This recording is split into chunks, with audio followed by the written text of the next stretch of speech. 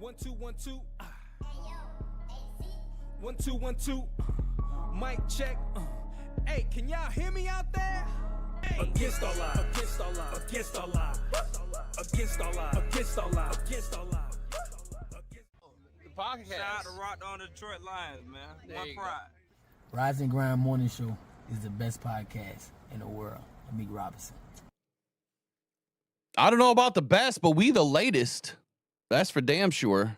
Good morning, everyone. Welcome into the Rise and Grind Morning Show. It is Tuesday. It is cold, and I'm just not feeling it. So we're going to see what's going to happen today. We got a lot going on. We got a lot of topics lined up for you guys. We got a couple of videos to play. One being Jared Goff on the Manning cast last night. Pretty funny stuff. Kind of fitting, too. And I'm going to ask Eric a question here in just a moment about this. I was thinking about it this morning. You know what? Let's just bring him in because I want to get this question off my chest. Good morning, Eric. Good morning. What's happening? So here's what's happening. Jared Goff is on the Manning cast last night. Yep. Here's my question. After the whole Refgate debacle, yes, you have Penei Sewell interviewed by Jason Kelce, an arranged marriage that did not look like he was enthralled or happy to be there at all. Not saying that he wasn't, but I'm just saying didn't come off that way. He didn't look, extra happy. And then last night, you've got Jared Goff doing the Manning cast for the Chiefs game. The one game that absolutely has pissed off everybody, not only just in Detroit, but around the country and throughout the NFL, not just the Lions, but many, many, many, many teams. And since that game, it's like this giant snowball has just been getting bigger and bigger and bigger as you know what rolls downhill. And everyone's starting to speak out about all of the lack of penalties called and the terrible calls and the questionable calls and the gambling calls, all this crap, right? Yep. Why the hell would you put Jared Goff on the Manning cast on a Chiefs game? It does beg the question. So that's my question to you. I mean, do you feel like the NFL is trying to really reach to try to sow, unsow the divide, if you will? Well, possibly. And if I heard things correctly, Jared Goff does talk about it just a little bit during this. Don't want to spoil anything, but Jared Goff might talk about that play. And, the controversy just never ends with the Chiefs. So last night on a 4th and 3 play, I think it was, the Washington Commanders throw the ball to their tight end, and he reaches over the line to gain and gets tackled. Well, they spot him 5 inches short, and they use that new, remember in the preseason when they very first used the new measurement tool on that Lions preseason game? Yes. We haven't seen that in the game yet. Yeah, that came up the other day, too. A lot of people were wondering where that tool is. Yeah, well, last night it resurfaced, and it took forever, and then they spotted the ball, and it was 5 inches short. And which play was it? I'm sorry. Which play? It was a 4th down play last night, and a lot of fans. For who though? Which team? I'm sorry. Washington. Yeah, it was a Washington 4th down, and they did not get it, and they turned the ball back over to Kansas City. And so hold on. Let me pause you there for just a moment. I don't mean to interrupt you. Yeah, I don't mean to interrupt you, but here's a quick thought while you're talking about this.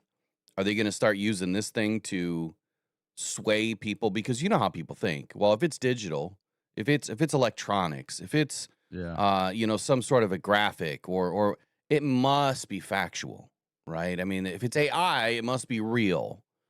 So are they going to start using this now to push the narrative even further to say, oh no, look, the yellow line, it's right. Right? So if they're short, they're short. If they're not, they're not. Yeah. I mean, I could lay a yellow line over anything and make it look like it's good. Exactly. You know what I'm saying? So anyway, not to interrupt, but go ahead. I've seen multiple reports this week about the NFL wanting to use AI to help the refs. And I don't know. I don't know if we're going down a slippery slope as a fan. I do want them to get it right. But another thing that came up during this game was how come certain teams get things overturned very quickly and looked at very quickly from upstairs on that what's it called when they look at it from upstairs real Replay quick assist? and they don't have to, replay assist. Yeah. So like teams like the Chiefs, they're getting replay assist on almost every play. They don't have to use a flag, they don't have to challenge it. It just, if it goes in their favor, it automatically happens. But then when you have a team like Detroit, there's no replay assist when Kelsey doesn't catch the ball and it knocks off the turf and we don't have a timeout to call a challenge. So for one team it works, the other team it doesn't. How is that being fairly done? And a lot of fans are putting on their tinfoil hats this morning about a lot of the Chiefs stuff. So I think it was pretty funny that Jared Goff brings it up during the Manning cast. I don't remember if it was them that brought it up or he brought it up, but he answers questions about it. So it's pretty good. At the end of the day, whether it was legal, illegal, right, wrong, or indifferent, I think that there's one thing that a lot of NFL fans have come to grips with, and that is that play, even if it was an illegal motion. Okay, let's just say it was illegal motion. Yep. It still shouldn't have been overruled. By definition of what the refs are allowed to do, and again, assuming that the call came from the booth or replay assist or New York, I don't care where it came from. And matter of fact, I forgot to clip something last night. Hopefully my brain will work this morning. I don't care where the call came from. They shouldn't have been overturned simply because if the call came from New York, it can't happen. It can't. It's in the rule book. It can't happen. Yeah. So last night, it was, I forget who was on the call last night. It was Buck and Aikman. I think it might have been Aikman. He said something like, something happened on the field, and the ref,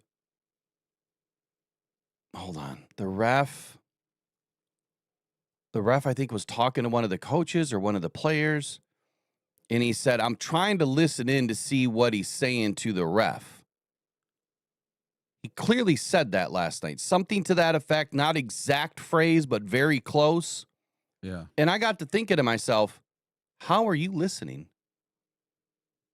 How, you have an earpiece that is connected to the refs?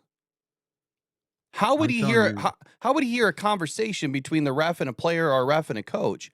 Because you're not going to be able to hear it from the booth. Yeah. You're not, and even if I don't think that the Monday night stage is, I don't think it's on the field and they're on the field doing the show. Aren't they still up in the booth?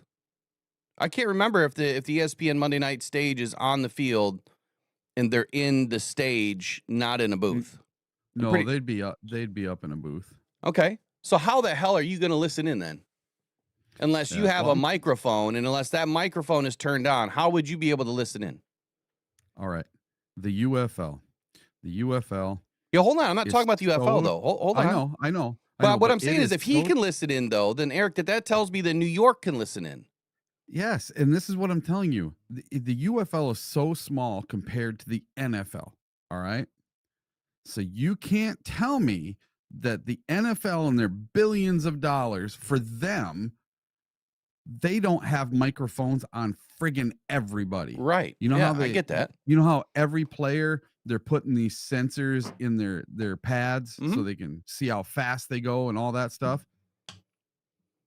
Tell me that every single one of them doesn't have a microphone in it. They could, but I guess to me, it's like when I heard that last night, that was a little, that was kind of deeply concerning that I get it. Okay, if you're trying to get the call from the ref, if you're trying to understand what's going on in the game, and again, I don't know if that's allowed. I don't know if the NFL has allowed that. I don't know if that's part of the process for being a broadcaster, that you get a hot mic from the ref, so that you can make the calls quicker throughout the game. If that's the case, then that would make sense as to why they know things so quickly.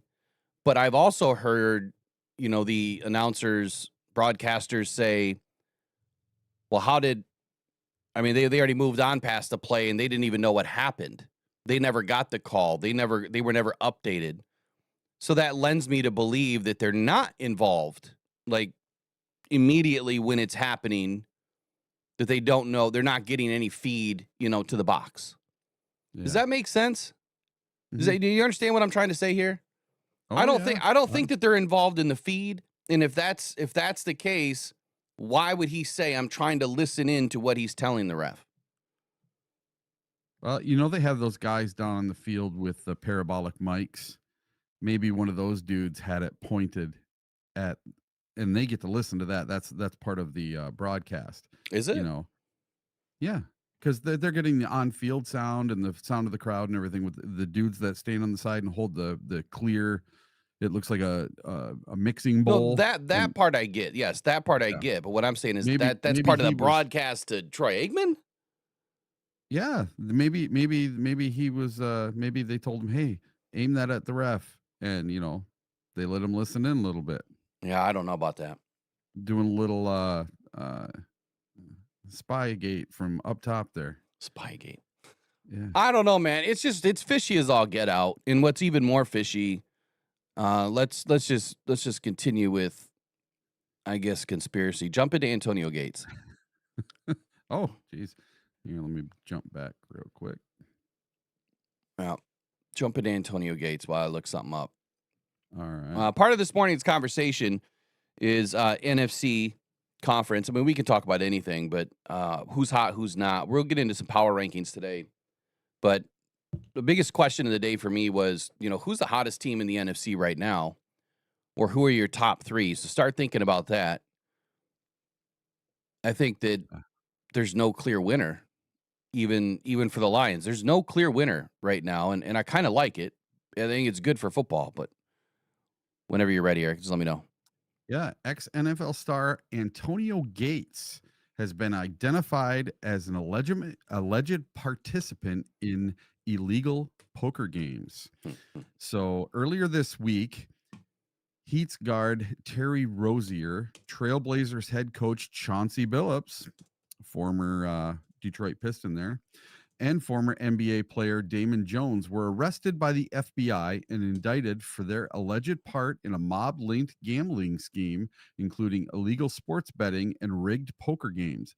And these poker games, they had X-ray glasses and they had marked cards and they had sensors in the table. I mean, this is full on ripping people off. And amid an ongoing probe, 34 people were arrested on Thursday for their alleged role in the scandal. The NBA immediately placed both Rozier and Billups on leave. According to reports from Pablo Torre, following the initial arrest, Rozier, Billups, and Jones were not the only former athletes involved in the alleged gambling and poker schemes. Torrey later reported that Kevin Garnett allegedly stopped by the rigged poker game in 2019 when he thought he was going to an after party. Per Torrey, Garnett left without playing and has not been contacted by authorities. Along with Garnett, Torrey reported that current Clippers coach Ty Lue was at an alleged rigged poker game in 2019, but played at a different table than Billups. And then on Sunday, Torrey reported that Pro Bowl Hall of Fame tight end Antonio Gates allegedly hosted and participated in an allegedly rigged poker game in Miami. The game was allegedly organized by Curtis Meeks, who was indicted earlier this week. Gates is the first former NFL player to be linked to the scandal. And Antonio Gates has come out and said they have absolutely nothing to do with this and that he was not involved, nor has he been accused of any wrongdoing. Assertions of the contrary are false and without merit. There will be no further comment at this time. So the NBA has this gambling scandal going on coming out from the FBI, And it's only a matter of time before you start seeing some NFL names in this search. And that's what I think, is that you're going to see some NFL names pop up in here, and Antonio Gates is not going to be the only one. This was a big, big deal. So when this popped, I don't know if you were on or not, but I spoke about this, I don't know, 10 minutes or so. And that was my first thought, was when is the other shoe going to drop? And when will the NFL be implicated, allegedly, right? When and if. Yeah. Not just NFL players going to play a poker game. Like, there's nothing wrong with that. There's nothing wrong with going to a casino or playing a poker game or whatever it is. Baccarat, I don't care. Nothing wrong with that.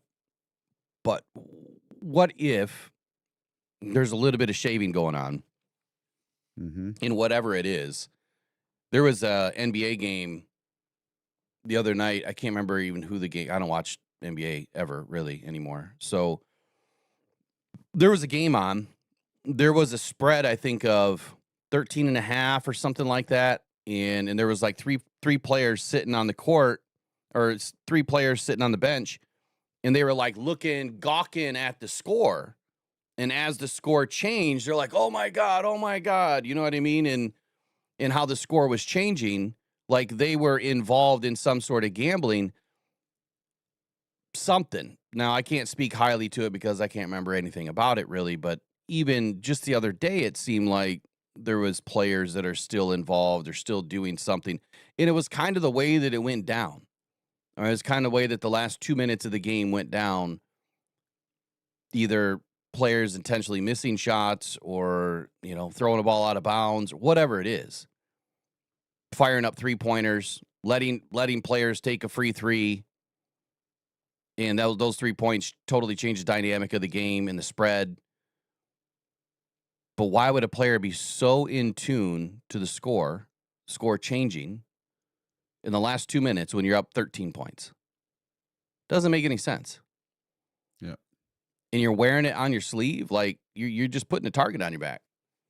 It was some short that popped up. Yeah. That I was watching. I couldn't believe it. And with all these arrests happening in basketball, it's only a matter of time before it happens in the NFL.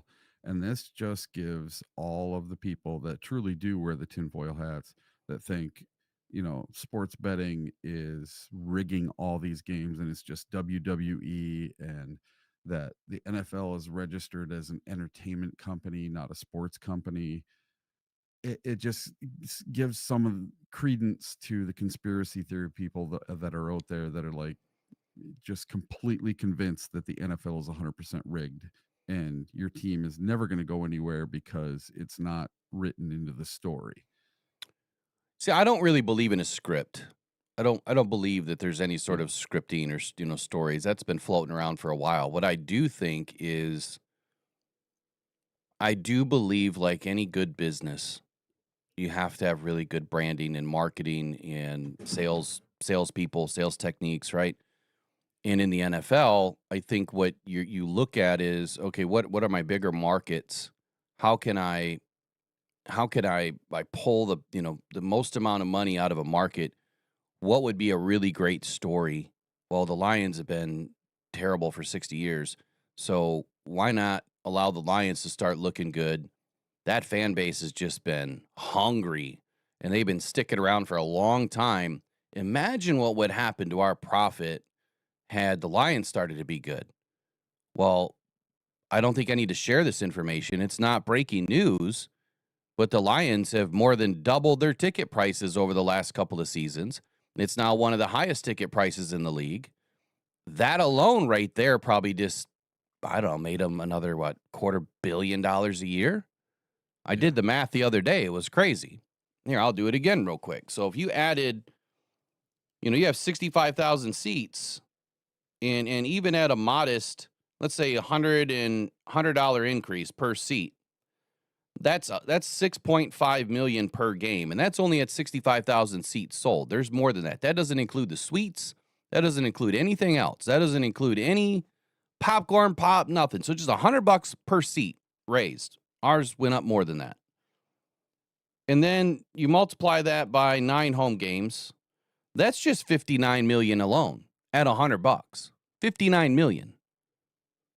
So you do the math. If you have 8 home games, that's 52 million. But seats went up more than $100. So a 33% increase at 1 year for one ticket, and then another 15-20% the next year. They're making oodles and oodles and oodles and oodles of dollars. And that doesn't even include all the fees. Like if on Ticketmaster, the fees tripled. Yeah. It's crazy. When a fee is just as much as a ticket. I was looking at Rams tickets yesterday. I can go watch the Rams for $150. I can't find a ticket for the Lions under $500 if I needed one. And that's nuts to me. That I could literally go flights, hotel, Mercedes-Benz, 4-star hotel, mind you, 4 nights to LA with tickets for under $1,500 for 2 people. And I could drive that price down closer to $1,200 if I really wanted to. And that's nonstop flights, premium times. If I wanted to take a family of 4 to the Lions, it would cost more than $1,200. Yeah. So that's why I've been saying you guys need to get on the Rockhound train next year and do the bus trips. We need to go to some away games because we need a bigger presence there. And we got to get deposits in by March 1st because when tickets are released, or April 1st, when tickets are released, man, I got a very short window. And I'm not putting up $100,000 to put down for tickets and then something happened because I can't resell them. I can't resell them. That's a problem. So I'm not doing that. I'll never do that. So we just need to get people involved in it. And look, we're making like 8%. That's our take on it. 8%. And that's just to help put some money into the kitty for Rockhound Cancer Foundation.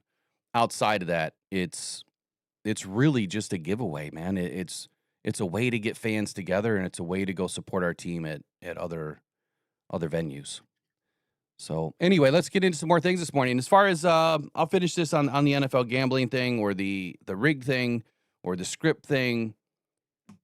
Like, I do believe that there's something going on with the refs, and whether it's involved in gambling or whether it's involved in pushing a narrative, kind of where I was going, you have to have a big marketing presence, and how do you increase your profits? Well, guess what? The second part that I promised you guys to the first Refgate video, it's coming. It's almost done. I just have and there's going to have to be a part 3 because getting into the refs' lives and trying to find more information about them has been so difficult. But the part 2, which is follow the money, is almost done, and it's a banger. It's also going to be released on a new channel. So it'd be nice if I could get some people to go subscribe to the new channel. I'll let you know when that channel is finally finished, but I already got the channel, and we're going to get rolling with it because y'all spoke. You told me what you wanted, and that's what I'm going to do. And I'll still do this, obviously, but that other channel is going to be fun. And that's stuff I love to do, man. I love doing investigative type journalism or investigating and all that good stuff. I should have been an attorney. That's what I should have been. I like what Chalmers put in the chat. The NFL is rigged. Brought to you by DraftKings. I did choke on my coffee. Oh, that's a good one. It's Chalmers. hilarious, isn't it? I don't even want to use DraftKings anymore. And it's kind of tough because, I get all these things to do, ad reads and that for gambling. And once this happened, I was like, yeah, I don't know if I really want to. I haven't done it yet. But ever since I joined, with Believe, I haven't done one because of this whole situation. It's kind of awkward. It's really awkward. It's not going to stop. Like, people are not going to stop betting. I mean, I don't know. It's almost like a drug, man. Like, people love to bet. Love to bet. Love to make that quick, easy cash. What else do we have for quick, easy cash today? Let's take a look at the list. Let's do a quick rundown on injuries and release. So Kendall Fuller was released yesterday. Yeah. I'm a bit shocked by this one. But then again, maybe it just speaks to what they found, because they did start Thomas Harper's clock.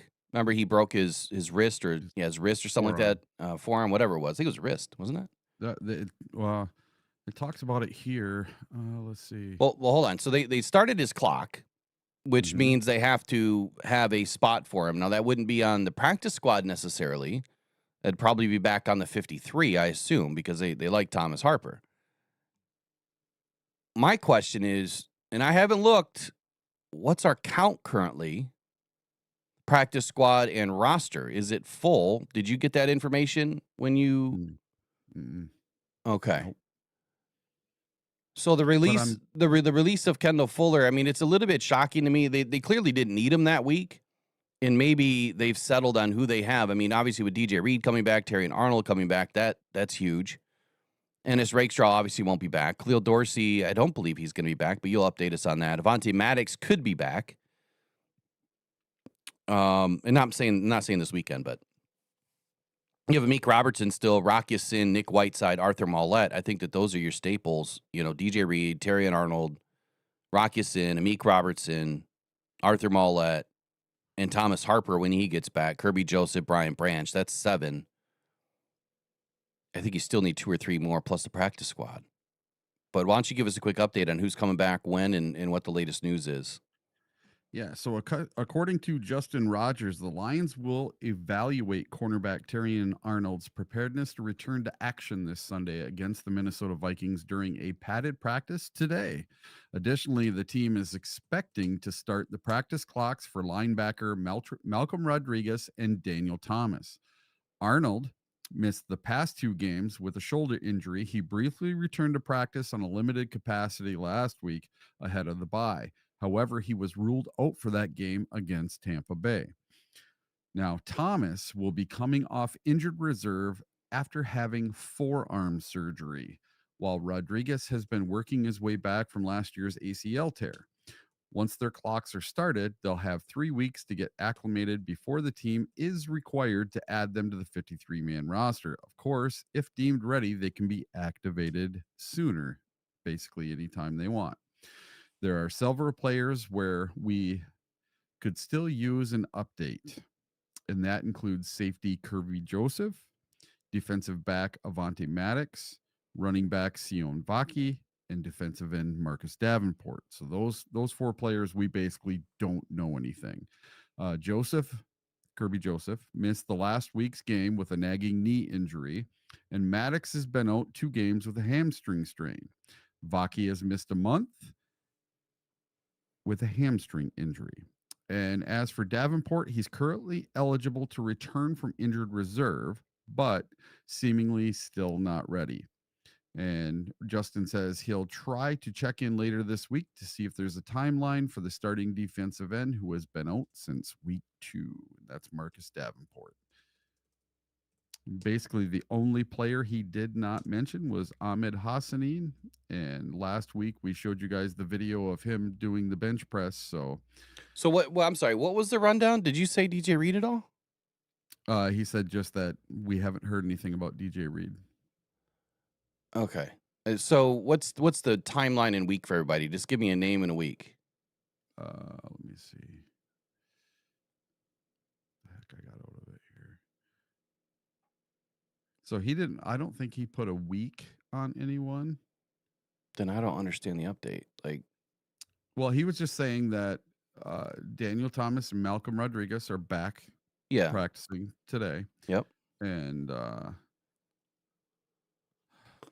there's several players that could still use an update, and that's Kirby Joseph, Avonte Maddox, Sion Vaki, and Marcus Davenport. The coach basically did not say anything about those 4 players. Yeah, so that was the press conference that I'm sure that's just a recap, it sounds like, of the press conference. So I did a video on Malcolm. Mm-hmm. I did a video on Malcolm yesterday. I didn't on Thomas. I got wrapped up trying to fix the audio, which hopefully the audio is good for everybody this morning. I think I got it all handled. I guess I'll just go back to where we were, which sounded like Kirby was going to be fine, just needed some rest, just needed it to calm down. I mean, is he... Well, we'll find out when we get that first injury report and then the practice report today. I assume if they're practicing today, which it sounds like they are, then there should be some sort of a practice report this afternoon. Yeah. And that'll at least give us some sort of an idea of where these guys are. I'm expecting Kirby to play. I'm expecting Branch to play. As far as Terry and Arnold playing, I'm 50-50. Again, I'll defer to what you just mentioned, that they need to see him running around, right? They got to get him in pads today and see how he's doing in a full padded practice. Whether he's in or not, I don't think is going to be a huge deal for this week. DJ Reed is not going to be back more than likely until week 10, right? That's the first week I think he can come back. I know we were debating a week or so ago about do bye weeks count towards the 4 weeks that they have to miss? And someone in the chat said they don't. I think they do. I can look it up. I never looked it up in the rule book.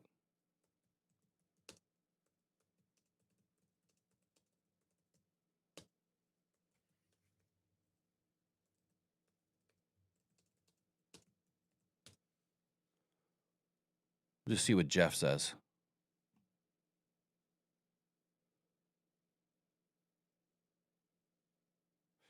Jeff says it's included. Let me tell it to find the rule.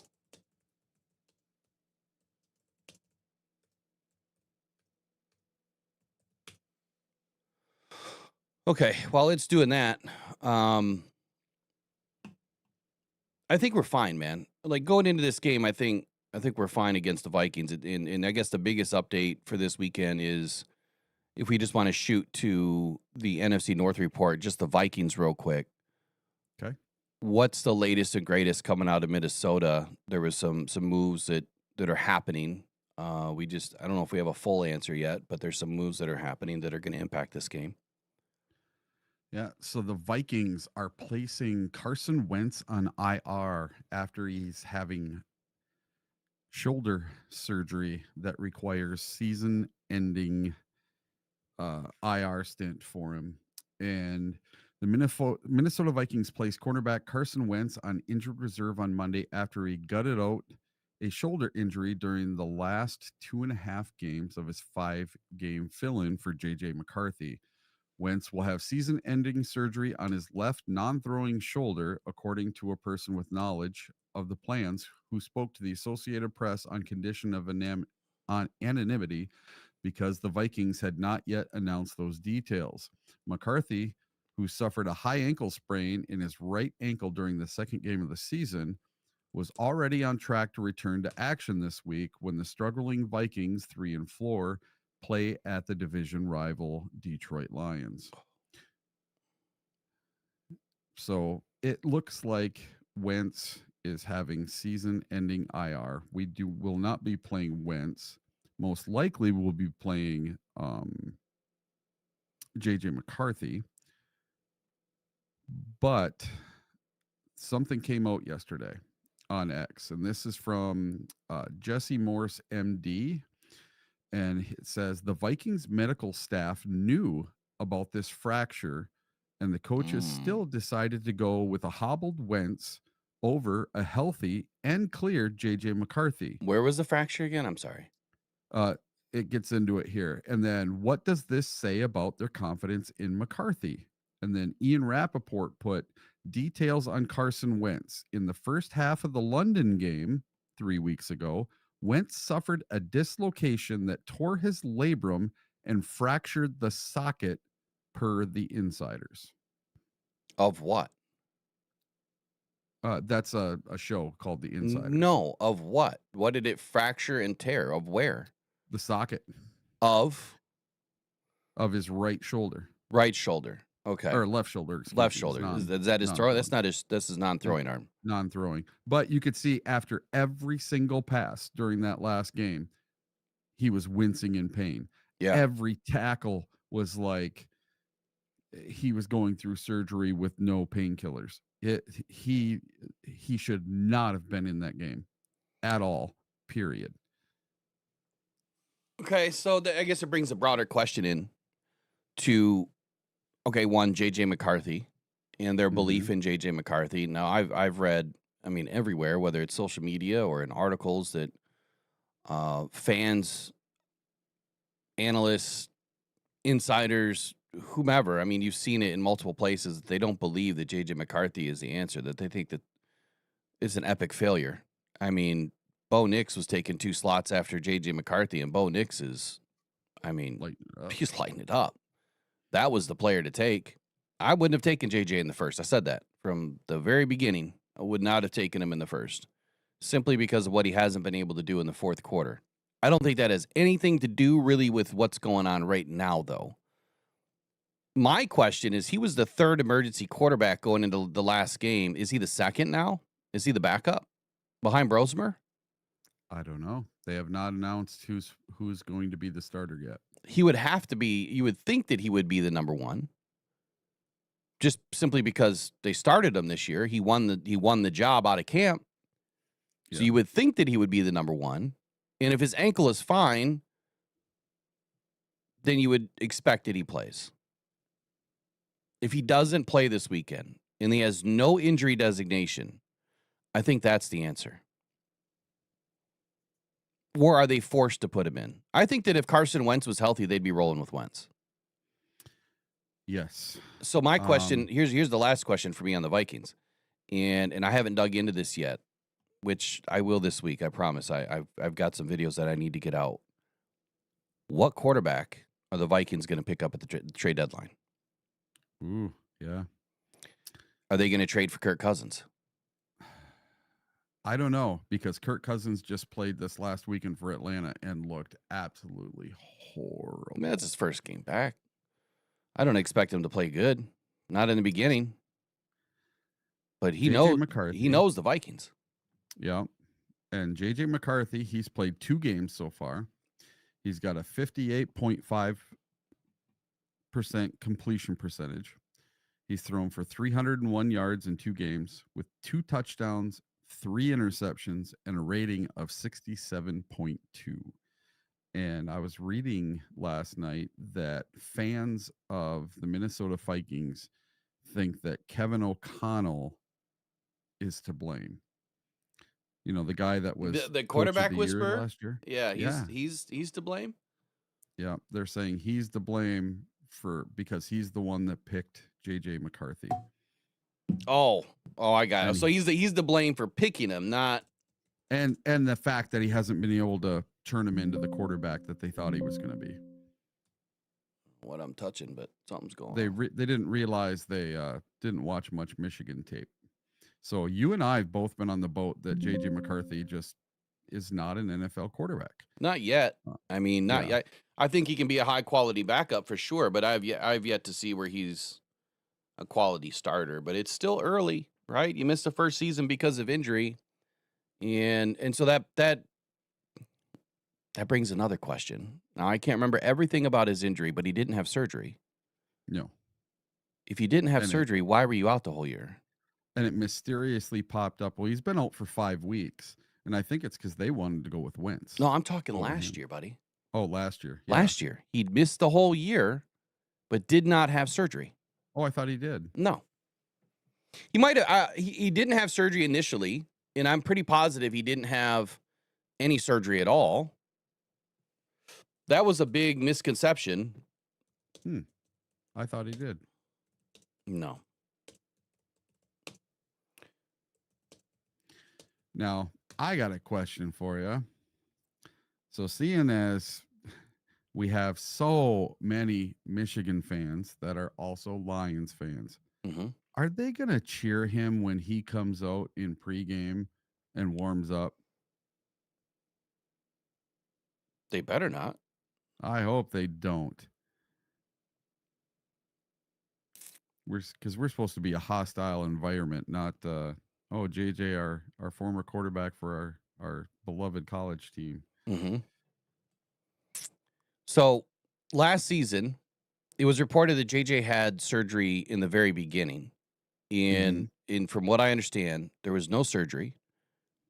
Later in the process, I don't know if it was 6-8 weeks later, I think they did a cleanup surgery just to kind of clean things up, like a arthroscopic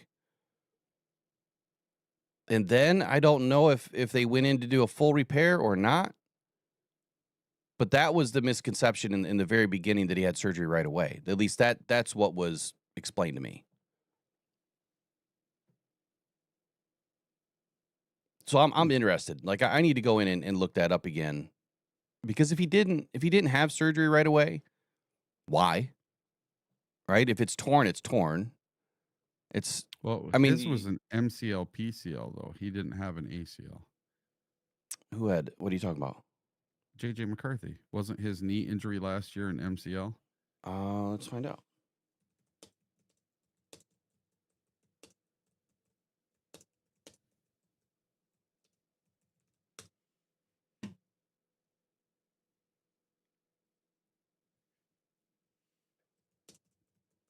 While I'm doing that, why don't you roll into the Bears or something, and I'll look it up. All right, we can do that. All right, the Chicago Bears got some bad news yesterday. It's looking like their worst fears have come true for the Chicago Bears. And their rookie was carted off with an apparent ACL. The Chicago Bears have confirmed the worst for second-round rookie defensive end Shamar Turner after carting him off the field in Week 8's road loss. The Bears head coach Ben Johnson announced Monday afternoon that Turner tore his ACL in Sunday's 30-16 loss to the Baltimore Ravens and will miss the rest of the season. Turner went down with an apparent knee at the end of the Ravens' first down run early in the second quarter, remaining on the ground for a bit before getting up under his own power and hustling off the field and into the blue medical tent on the sideline. A few minutes later, Turner emerged from the tent and rode the medical cart into the locker room with a towel draped over his face. The Bears quickly ruled him out for the remainder of the game with a knee injury, a sign that he sustained a significant injury. Turner was the number 62 overall pick in the 2025 draft and had started to find his footing in the Bears defense over the past several weeks after changing positions from defensive tackle to defensive end earlier in the season. Now the 22-year-old will have no choice but to set his sights on next season and focus his rehabilitation for the next several months. So that's a bummer. I don't like to see injuries for any team ever. So that one was kind of a bummer for the Bears and Ben Johnson. Never good to lose your second round pick. That was Shamar Turner. Yeah. Didn't he have injuries last while he was at Michigan too? I don't remember. I don't know why I'm trying to look for something in 2024. It's just not pulling up. Hmm. Like, I don't trust AI. Like, AI is trying to say he had multiple surgeries, but I remember vividly people saying he did not have surgery in the very beginning. Yeah. He might have had surgery later, but he did in the very beginning. Either way, it doesn't matter whether he did or he didn't. If he didn't, my question is, then why didn't he play at some point? Like, look at what Monty did, right? He rehabbed he didn't have surgery, right? When it happened, he rehabbed his knee issues. And they're all different, right? Whether it's grade 1, 2, 3 tear, full tear, strain, whatever, right? Whatever term, whatever happens, they're all different. It's just interesting to me. I was just looking too, and while I was looking, this popped up with the other side of that game. It just popped up with, I don't know if this is going to get hit or not, but I forgot about this podcast. I think I want to play it. What is it? It's Fitz and Wit. I totally forgot about these guys. Definitely hitting the subscribe button right now. And I'm going to turn on notifications. They're talking about JJ McCarthy. This was just 4 days ago. Oh, all right. Let's bring it in. Why not? Yeah. If it gets hit, it gets hit. I'll clip it out later. Give me 1 sec. We'll be right back. Give me 2 seconds. Well, give me like a minute. We'll be right back.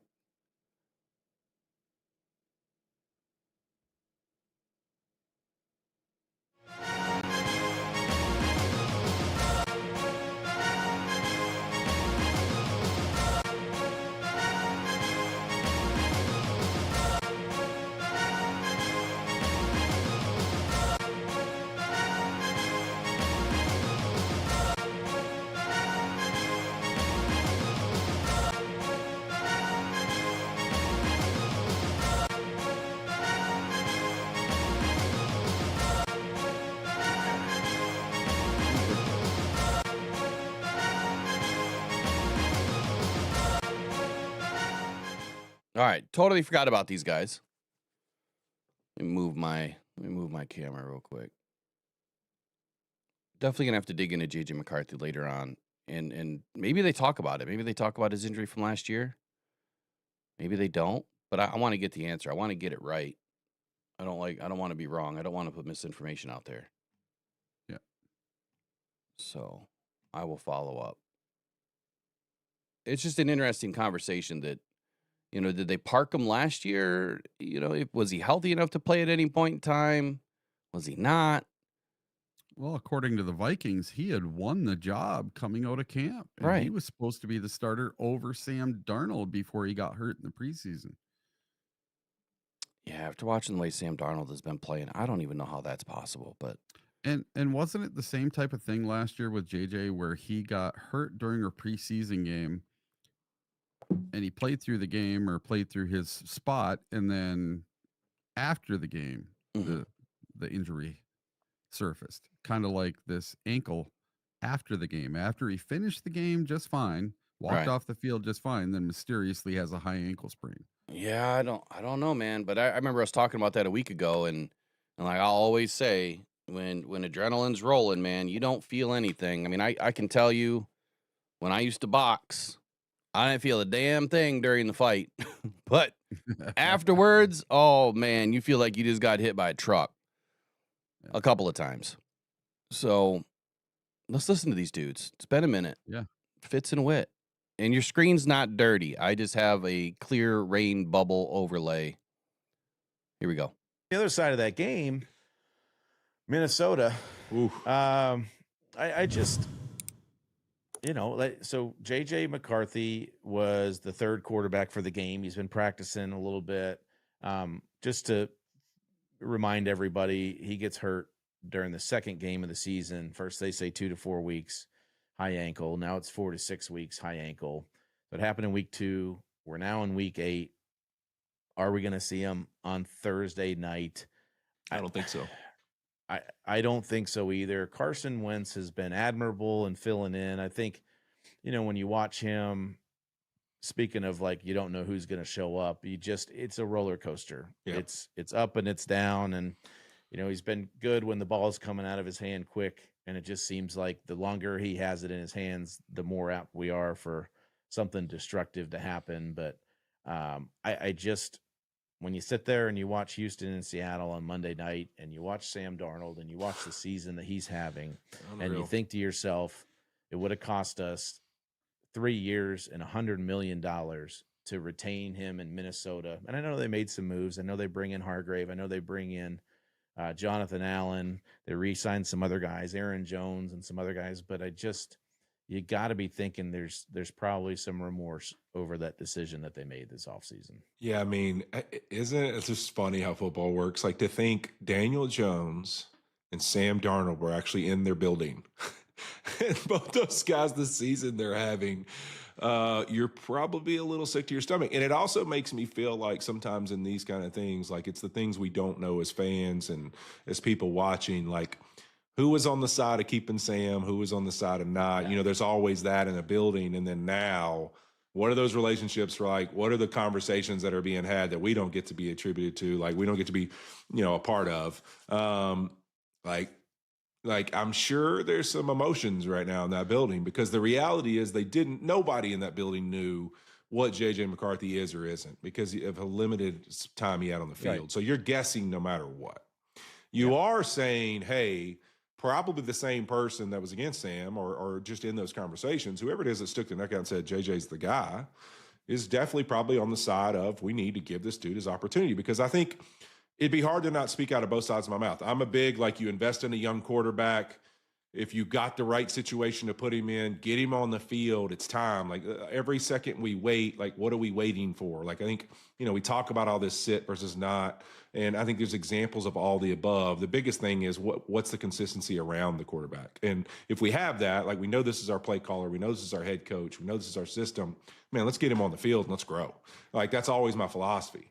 But at the same time, when you're sitting there going, we did draft this guy, we are living in a world where is the draft compensation and the leverage now what it used to be 10, 15? Fitz, dude, you got the resting resting F face going on, buddy. Come on, man. Smile. Years ago where you just had to play a guy because you drafted him? Not really. So, like, could we afford to keep a Sam Darnold in our building, or at worst, a Daniel Jones, or somebody that we kind of believe that could be a backup at that time? I think that's going to be the decision, unfortunately, that's going to kind of haunt them, because I think it's crazy, Fitz. Every week I watch Sam Darnold play, and they throw the freaking next gen stats up there, and you look at 10+ yard throws down the field. It's like every week, regardless of winning or losing, this dude is at the top of everybody. I mean, his ability to push the football down the field, be accurate. I'm glad they mentioned next gen and not PFF. Just fits so much into what Kevin O'Connell wants to do and what the Seattle Seahawks want to do right now. And that's really what's got to be super frustrating for them. Well, and the other thing is, but McCarthy's younger. Well, I know he's on the rookie contract. We get that part of it, but he's 22 years old. But Sam Darnold's 28 years old. And quarterbacks are playing till they're 40 now. So, So how many years, what is old now as a quarterback? Certainly not 28. And, he's probably about to hit his prime right now. But I wrote down, look at a couple different categories here of quarterbacks. You've got the franchise guys, okay? And these are like the true cornerstones, the guys that you pay because they're your team's identity. And better not leave Goff off this list. I'm just telling you right now. every Sunday, it starts with them under center and how you're going to do. That's a Dak Prescott, Burrow, Josh Allen, Jared Goff, Justin Herbert, Lamar Jackson, Patrick Mahomes, Matthew Stafford. Okay. Those are the guys that you're going to build around. You're not going to replace them. They drive not just the offense, they drive the locker room, and they drive the marketing department. But then you have what did I just talk about? The marketing department all morning. God, I love Fitz. He's a good dude, man. The alternative group, right? And so these guys, I wrote down here, so these guys are usually picked in the first round. They've had success, and you can't risk starting over. So what's the alternative? So you pay him. And this is Jordan Love, I think, fits in this category, where you're not sure if he's going to be able to be that franchise guy or not, but you have to pay him because what's the alternative? Trevor Lawrence, Tua, and Kyler Murray. I think all four of those fit into that category of, well, what's the alternative? We got to pay these guys. And then it's up to them. Are we going to reach newer heights with this team, or are we going to regress? And I think with a few of those guys, we're still, the verdict's out on a couple of them. We've regressed on a few of them, but go ahead.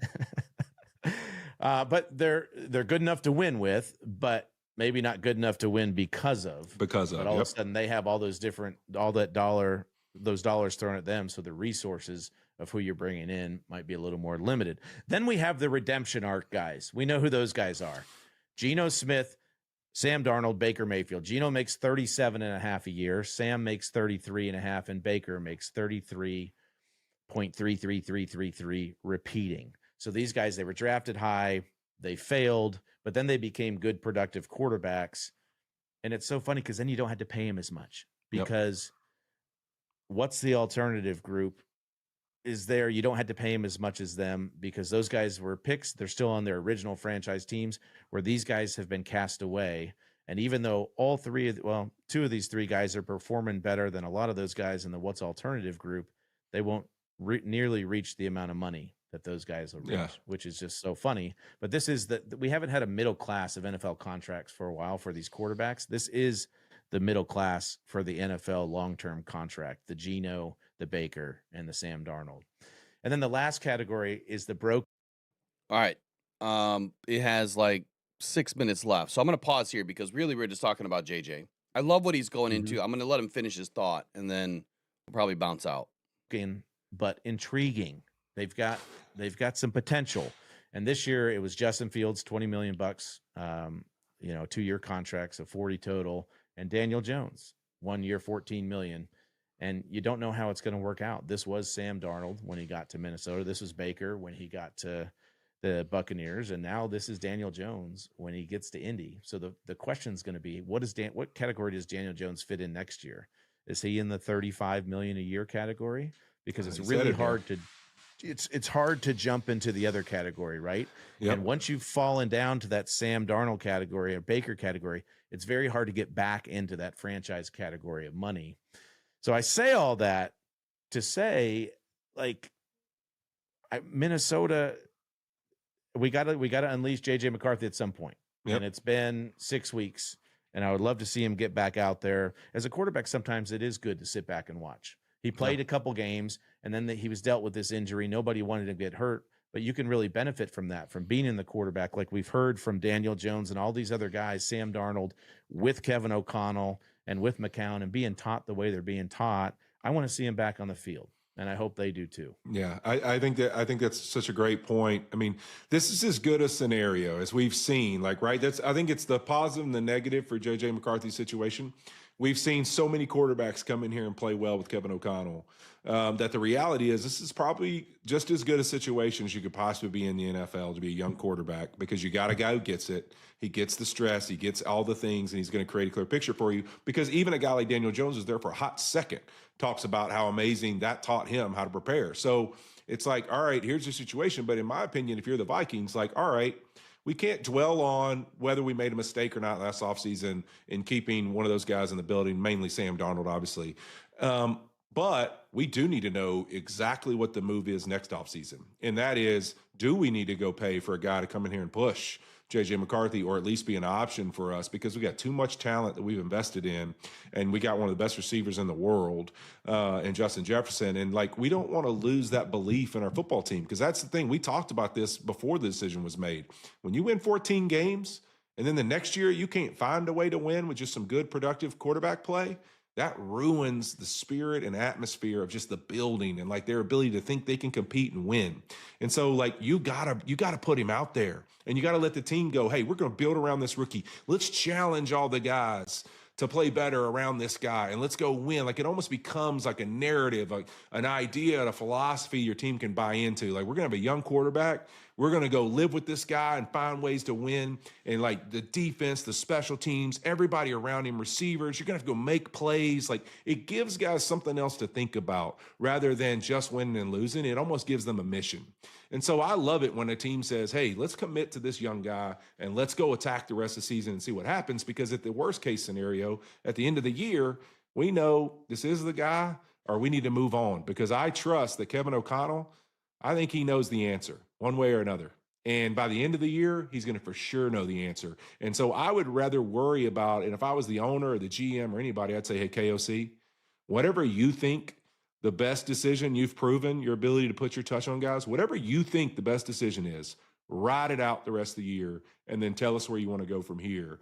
I trust that he would make the right decision and know exactly what he's doing in that situation. So to me, it's get this young guy on the field and let's go see what we got. And next year, we'll make that decision when we get there. I think that's well said.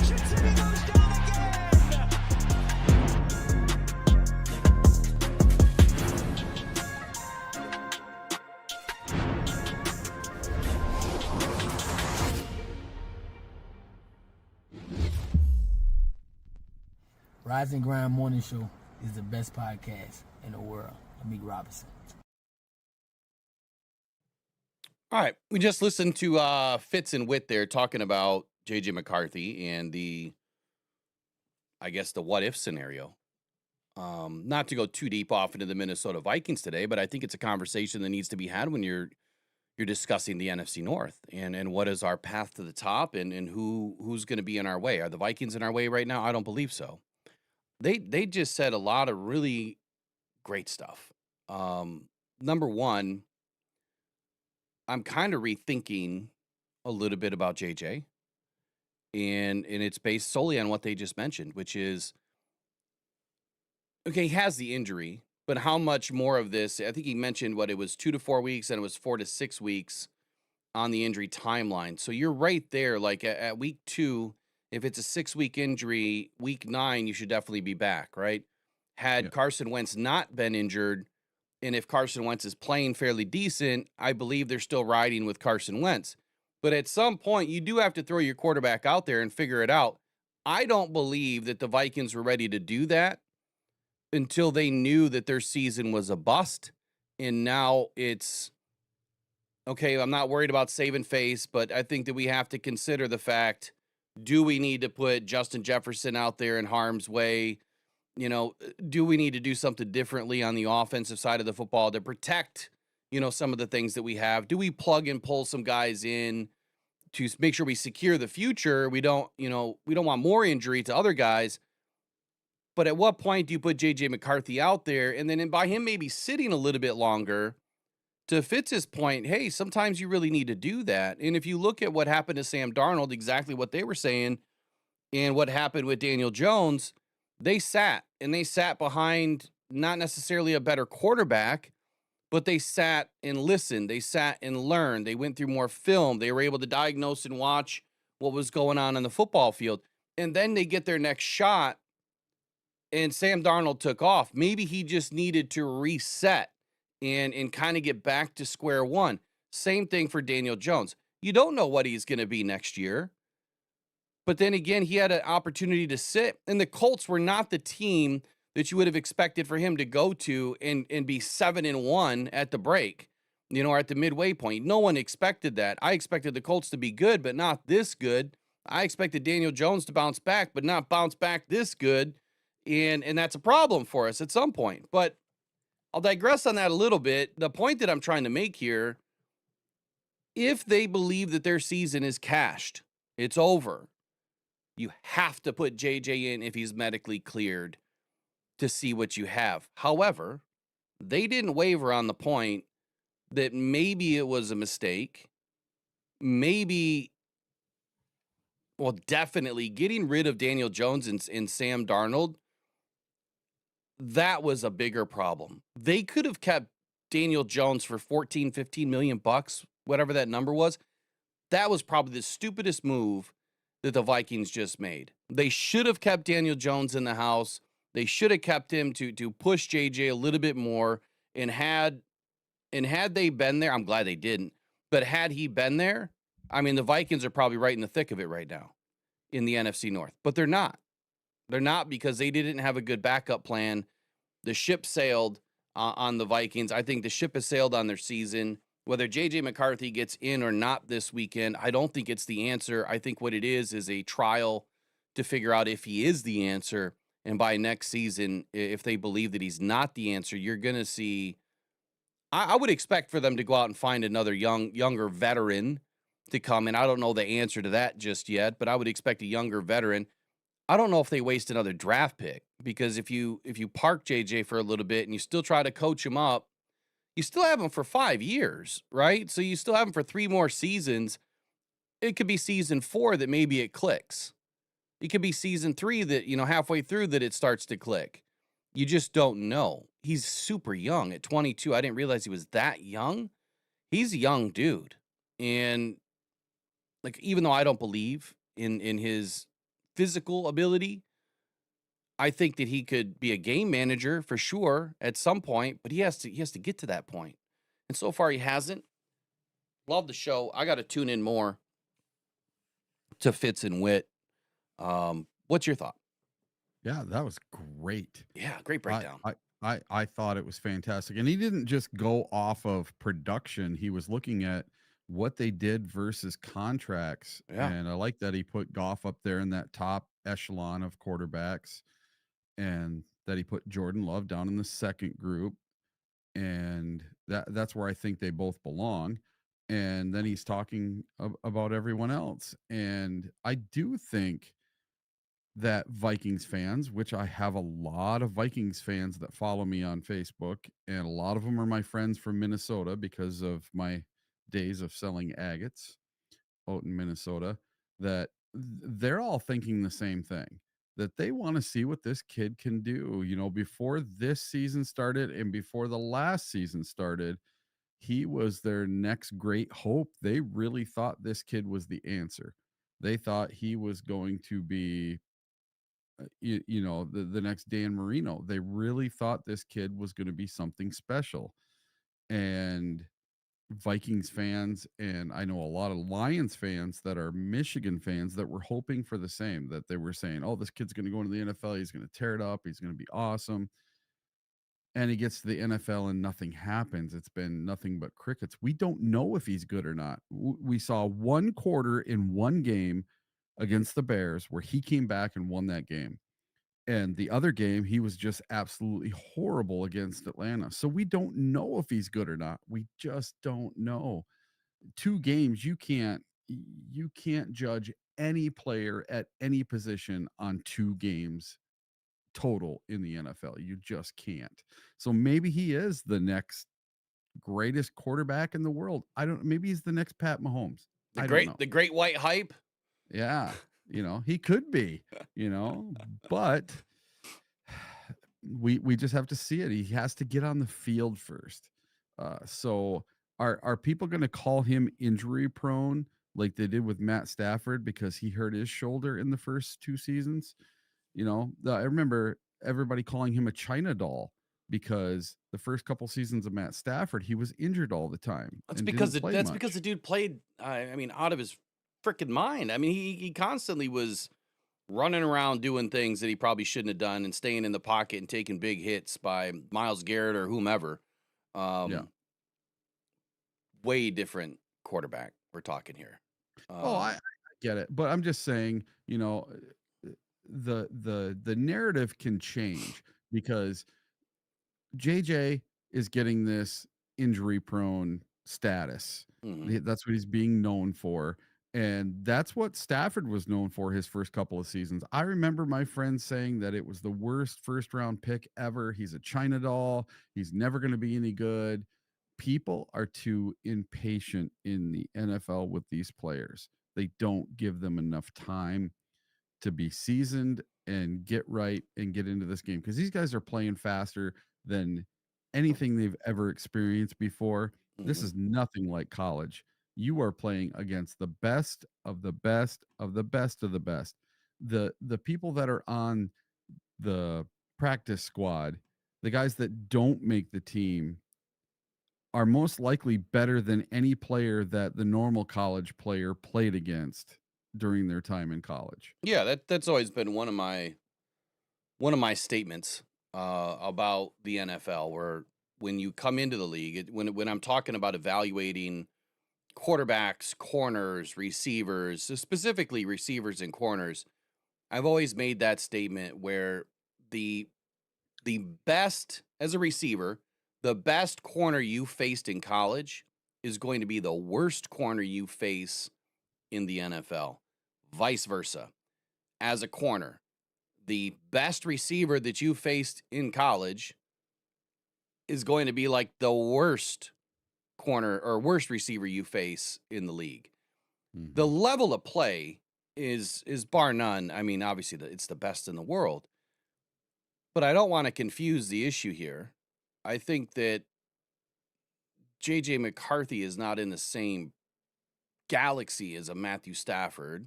I know where you're going with this as far as the injury thing. I was just saying injury, not and anything else. And as far as the time in the NFL, man, it's 3 years is like the average career length.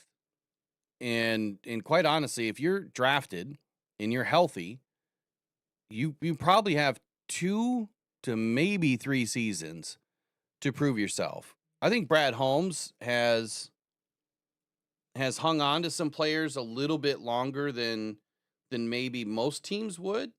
Mm-hmm. And I think that's kind of hurt us to a degree. But at the same time, I think each situation is a little bit different for each team. The Lions were not operating with a bunch of cash, and they were trying to build a roster, and they were trying to build it through depth, which was key. And that's why he hung on to some players. But it kind of bites you at the same time. If you're always going to play the hindsight 2020 game, you could say that Paschal and Levi Onwuzurike were major misses, right? You could say that Broderick Martin was a major miss, or Hendon Hooker was a major miss. Mm-hmm. If you always look at the glass half full, but if you look at the glass the other way, half empty versus half full, if you look at it half full, it would tell you that Brad knocked it out the park, because look at our team. Look how it's playing. Look at how many players have hit, but didn't just hit. They're some of the best in the league. Each team's different. The way you go about it, the way you build it is different. What your team needs any given season is different than the next. And I think that Brad's done an excellent job with that. In Minnesota's case, I think that next year is the last year for JJ McCarthy to figure it out whether he's healthy or not. If he's not healthy, they're probably going to find another they're going to go in a different direction. You can't let a quarterback sit for 3 seasons unhealthy. It's one thing if you're healthy and you just have a guy that's playing ahead of you like Jordan Love. And I'm glad that Fitz also made that determination or his chart there. He made that like that analogy between, well, one, I'm glad he put Jared Goff in the top as a franchise guy, but Jordan Love was a guy, like he said, that you didn't know what you had, but you kind of had to pay him because what was the other option? Mhm. You know, who was Oh, he forced them to pay him. Yeah, he did. He forced it. Yeah. He sat out practices until they paid him. They didn't have another option. You know, and it was highway robbery. But what was the other option that you were going to have? And putting these guys like Sam Darnold and Daniel Jones in that third tier, yeah, that kind of makes sense. What's Sam getting paid this year? 25, 35? 30, I 30, think. 30, 35, somewhere in that range. Like, it's not bad money. It's great money. But Daniel Jones making 14 for a year. Next year, he's probably going to get a 2 for 50, 2 for 60, or 3 for Mhm. a 3 for 80 or 90. Probably somewhere in that range. With what team? I don't know. They could still be with the Colts. And even if you paid him $35 million, so 3 for 100 probably. Even if you paid him 3 for 100, that's still not bad money. Because every team in the league right now is putting a percentage next to their quarterback that says, my overall quarterback room is probably going to be 12 to 15% of my net operating spend out of my cap. And if you're paying a guy $35 million, you're well below. You're probably in the 7-8% if you're down that low by next year paying a guy $30 million. Well, I guess you'd be in the 10% range. But I'd say you're 12 to 15% overall for the quarterback position. I think Jared Goff's in the 12% range this year, but next year he's going to balloon way up, you know, in that 18, 19% range, I think, or something crazy like that. They'll figure that out. Anyway, let's move forward. Dan Campbell, I don't know if we're going to get to that one. As far as the Jared Goff thing, I'm going to do that at the very end in case I have to clip it out, which I'm pretty positive I'm going to because it has NFL film in it. Let me take a look at the sheet here. I want to get to some power rankings real quick. Yeah, and I had one last thing about the Packers for the NFC North. So, do the Packers have a diva wide receiver problem? The Packers just might have a Matthew Golden problem brewing after week 8. The Green Bay Packers have a lot to feel great about coming off their 35-25 win over the Pittsburgh Steelers on Sunday night. Jordan Love made many fans forget about Aaron Rodgers throwing for 360 yards and 3 touchdowns in the victory. And Tucker Kraft put together a dominating performance, hauling in 7 passes for 143 yards and 2 touchdowns.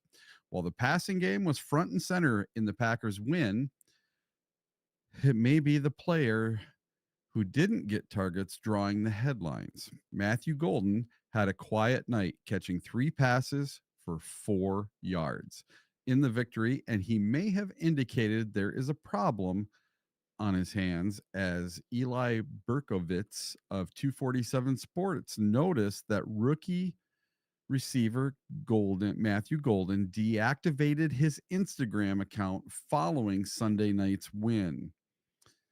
This could be a case of Golden doing the right thing. After getting just 3 targets in Sunday's win, he could have jumped on his account, posted a cryptic story, and taken away from an impressive victory on the road, but it also could have been a source of frustration, as Golden felt like he should have had a bigger role in that win. So they're talking about Golden possibly being a diva by taking down his Instagram account, which was all full of Packers stuff, after this Packers loss. Now, Golden has 0 touchdowns on the season. He's had a couple good games with some yardage, but this game he had 3 passes for 4 yards, and he was wide open on one play where he would have scored a touchdown. And Jordan Love completely missed him right over the middle of the field. How he missed him, I still don't know. But do you think that the Green Bay Packers have a diva on their hands with Matthew Golden? I think it's too early. Look, Where was he drafted? First round, right? So Yep, first round. so was Jameson Williams. And JMO took a while to start clicking. I mean, he got in the last, 6 games of the season. In his first season, didn't do squat. The next season, he didn't do squat.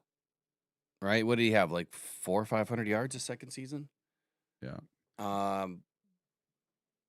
Third season, he had a good season. So sometimes it just takes a minute. And isn't Watson back? And Yeah, and Watson just came back, and I And- think that had a big deal, and they were really trying to force the ball to Watson, and they did. yeah, so I when you think- have a room that finally has Romeo Dobbs healthy, Josh Jacobs healthy, Jordan Love healthy, Matthew Golden healthy, Christian Watson healthy, Mhm. he's gonna try to. I mean, Jaden Reed's on IR, unfortunately, but he has a relationship with Dobbs. He has a relationship, with other guys on this team, and Christian Wilson being the other one. So between Dobbs and Watson, between those two guys, that's where the ball's expected to go. Matthew Golden, maybe he's playing a little bit of decoy ball here, and he's just not first on the progressions. And so All right. if Watson and Dobbs are getting open, then he's gonna feed him the football. So I would say it's too early, and they don't have a good relationship maybe just yet. I mean, it took Goff a little bit of time too with certain players, so Yeah. it's too early, man. I don't care about deleting Instagram. I think people feed into too much on social media. Sometimes what happens is you get too much negativity, too much noise from the outside, and you just have to step away. Not to throw myself like under a bus, but like Twitter is so toxic. Yeah. And sometimes I just have to just step away because all I see is too much toxicity everywhere, too much negativity. And believe it or not, that stuff does affect people. It will affect you in your day. If all you see is negativity, it kind of puts you into a bad, like it gets your day off to a bad start. I don't like to start my day off with negativity. I don't even like to look at social media in the morning. I try to find something healthy, positive, and motivational to start my day, but that's just me. I don't thrive on negativity. I thrive on the opposite. I thrive on positivity. So he probably was getting a lot of negative hate after the game. Hey, you suck. You ruined my franchise or my fantasy team. And, Yeah. you're a bum. You're a bust, whatever, right? Whatever people are telling him. He's probably like, I've had enough of that. I couldn't imagine what these NFL players go through on social media. Oh, it's terrible. I mean, just look what dude. Lions fans have been doing to people like Terry and Arnold and Marcus Davenport. Yeah. I mean, it's no different. Oh my God. For Marcus, I couldn't even imagine it. It would be unbelievable because he sees the stuff. Yeah. Well, his Or family if- sees it. And that's the If biggest he doesn't problem. see it, someone he knows sees it, and they tell him, "Oh my God." Yeah. Because If I were Marcus, I would say, you know what? Sign this waiver. Meet me at this gym and put on some boxing gloves. Let's see what you got to say then. Yeah. That's what I would do. Honestly. If I were a professional athlete, I would invite anybody. I would say, you know what? Tuesdays at 6 p.m., this is where I'll be. If you got the coconuts, bring them with you and sign this waiver, and let's see what you got to say. And inside 30 seconds, you're going to be eating canvas. Yeah. But that's just me. That's just me, man. You got to put people down sometimes in a positive way because they've never made it to the level that you did. What do I really have to say about somebody? I mean, there's a lot of opinions, right? There's a lot of analysis and things that we do, but I've never reached the level that any of these guys have. Let them do their thing, man. But I'm not going to put somebody down. Yeah. I'm not going to trash somebody. Which I assume that that's what happened here. Again, I'm assuming. I assume that Matthew Golden's probably just going through some stuff. Then again, I don't really know any hateful Packers fans. You should see him online. Well, that's just you. They just They're don't like, nice in they just don't person, like but you. I'm telling you what, they are nice in person, but online and in my hometown, they are absolutely atrocious. Oh God. Yeah, this is a good statement in here. Art says fantasy and gambling has ruined the feeling of a win on the season. That is so true. Because at the end of the day, you go and you get a tough, grimy win. You win as a team. You played extremely well, but maybe you didn't have a bunch of stat lines lit up like a Christmas tree. And instead of being able to celebrate a win, you get out of the shower, you look at your phone, and you see 1,000 messages of, you suck. You ruined my fantasy. Yada, yada, yada. You're a bum. You're a bust. Whatever it is. And at some point, you just got to shut it out. You got to turn out the noise. There's a guy I listened to, and the most valuable thing that he ever said was every day you got to do 3 things. And every day it's those 3 things that you need to accomplish. Write them out. I got this big whiteboard that I use now. I write out my 3 things that I want to accomplish. And the most important thing is just to turn out the noise. And the noise is doom scrolling. The noise is on social media.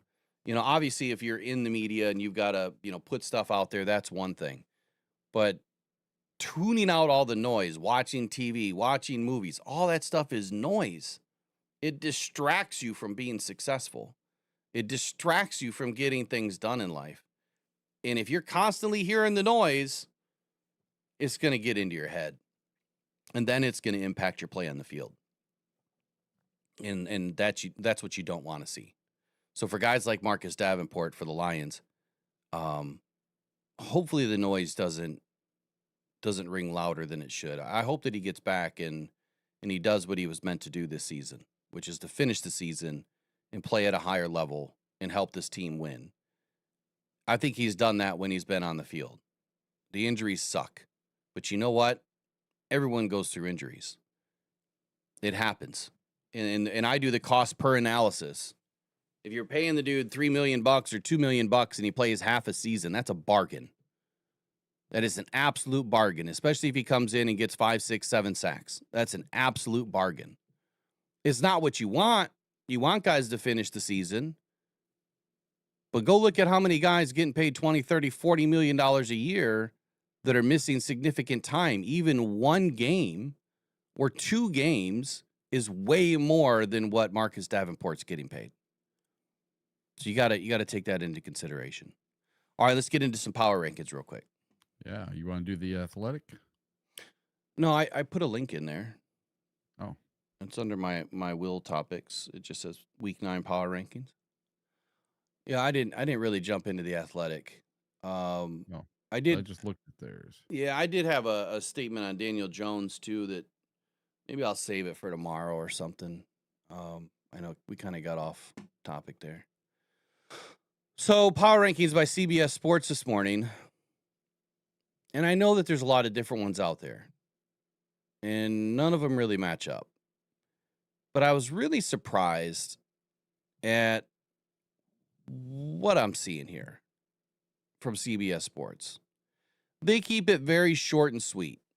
They don't go into these long explanations of why they did X, Y, and Z. But I'm just going to start at number 20, and I'm going to work my way forward.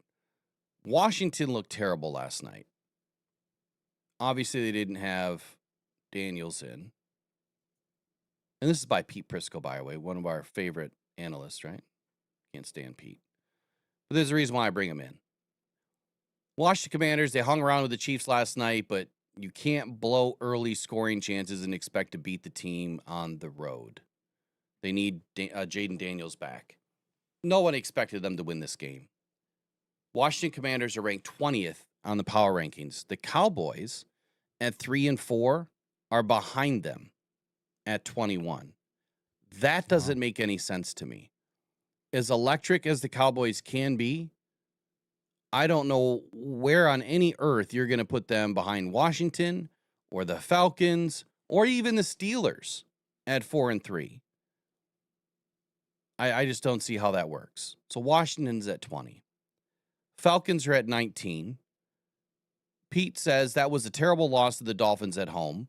They didn't even compete, and it was much more than not having starting quarterback Michael Penix Jr. I'm not so sure on that. I think Michael Penix is a big part of that team. Even if they won, they're at 4-3, and right now that's kind of a big deal, being at 4-3 halfway through the season, or just about halfway through the season. The Steelers, big loss to the Packers this weekend, are sitting at 4-3, the perennial 500 team of the last 2 decades. Mm-hmm. Pete says the defense is a major problem. That sentence is not something Steelers fans are used to seeing, but age is an issue on that unit. I don't know about all that. And then the Bears at 17. Caleb Williams and the offense had a bad day against the Ravens, but it's just one game. Is it just one game? They have to get the passing game going again. So the Bears ripped off, 4 wins in a row. Mm-hmm. They started out 0-3. They were on a heater, as they say. They were playing well enough to win. They're at 17. So the first 4 there, Washington, Falcons, Steelers, and Bears. Your thoughts on those first 4 that are in the bottom quarter of the top 20? Well, I'd say this. If you put the Bears against any of those 3 teams, I think the Bears lose. I don't think the Bears could beat the Steelers, the Falcons, or the Commanders right now. That's just my opinion. I don't think they could. They looked horrible against the team that is ranked. Let's see where they're at. Well, they lost to the Commanders. I would say they beat the Commanders a couple weeks ago. Yeah. Barely. Barely. And then they lost to the Ravens. And the Ravens are now 2-5. They were horrible. If the Lions played the Ravens again today, the Lions would smoke the Ravens again. So I think the Bears play the Ravens again. They get smoked by the Ravens again. I just don't think the Bears are all that great. I think that they got really lucky with turnovers on their defense. And that's what they were saying going into that game, that they can't keep up that pace of getting 3 or 4 defensive turnovers every single game, that they really got lucky with a lot of them. And it's starting to show its ugly head that they can't keep up that pace because they didn't get all the turnovers in this last game. Well, I mean, Tyreek Stevenson has been playing lights out this season for the Bears. Mm-hmm. They had Tyler Huntley in the game, not Lamar Jackson.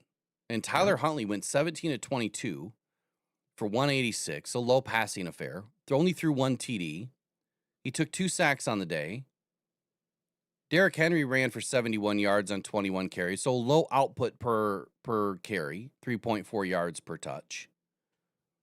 Tyler Huntley added 53 yards on the ground. Yep. Keaton Mitchell, added 43 yards. They put up a 177 on the Bears on the ground.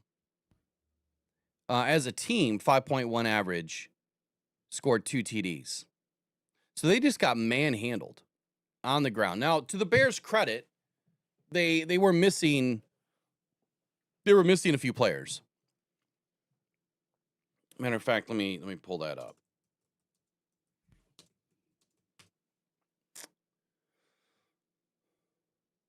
They were missing a couple of players.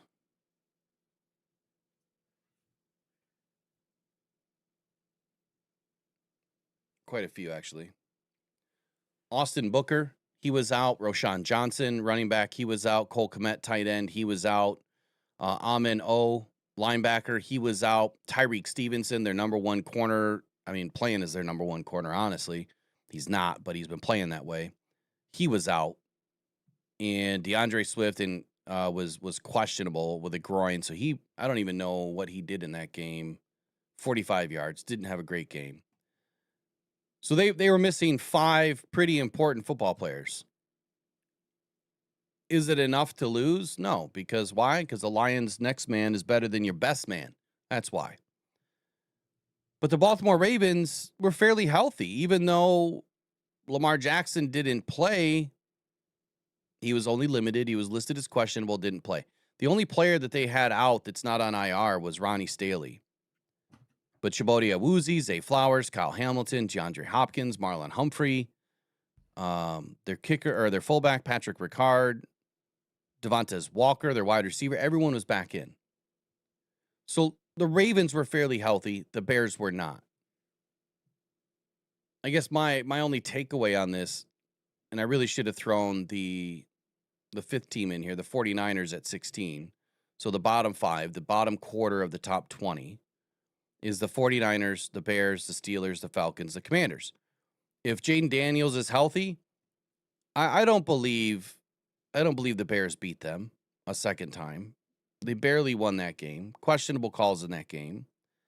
The Falcons, look, if Michael Penix is healthy, to your point, they beat the Bears. The Steelers, I'm not sure what's going on with that defense. They looked apathetic this weekend against the Packers. They just did not look good. But I think they beat the Bears, to your point. I think the Bears beat themselves. And the 49ers, I don't know how they're doing it. Mac Jones is going to earn himself a payday. And at 5-3, they're at number 16, and I don't get. The 49ers are behind. Either. Yeah, they're behind the Vikings, who just lost, How? right? They're behind the Texans. Who put this together? Pete Prisco. He's a moron. So at a minimum, I mean, well, everyone else has a better record, but are we grading this off of records? Or are we grading this on where the power rankings really should rely, which is, okay, the healthier team, the future of the schedule, how you're performing, the teams that you've beat. I think that all comes into a true power ranking. If I had time, I would love to do my own power ranking. I don't have enough time. I don't have enough hands. I wish I could teach my 12 little AI guys to do stuff like that, but it's hard enough to get those things working. The 49ers definitely don't belong at 16. I would jump them up to at least behind the Jags at 14.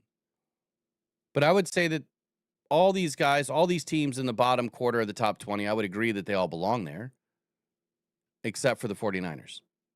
Yeah, The Athletic has the 49ers at 13, and ESPN has them at 12. Yeah, right where I would put them. Right, I would put them right there, 14. I probably wouldn't jump them ahead of the Jags, not yet. Yeah. And that's who's next. So you have the Vikings at 15. They should be outside the top 20. Yeah.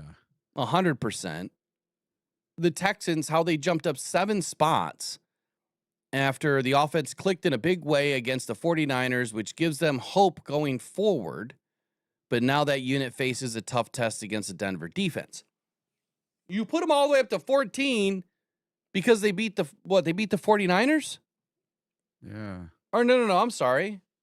Yeah. Hold on. They beat the 49ers this last week. Yeah, but it was, hold on. Wasn't it a tight game? No. Texans smoked them. Did they? Yeah. Who am I thinking? Oh, I'm thinking Bengals and Jets for some reason. Where was the score at? 26 to something. Hold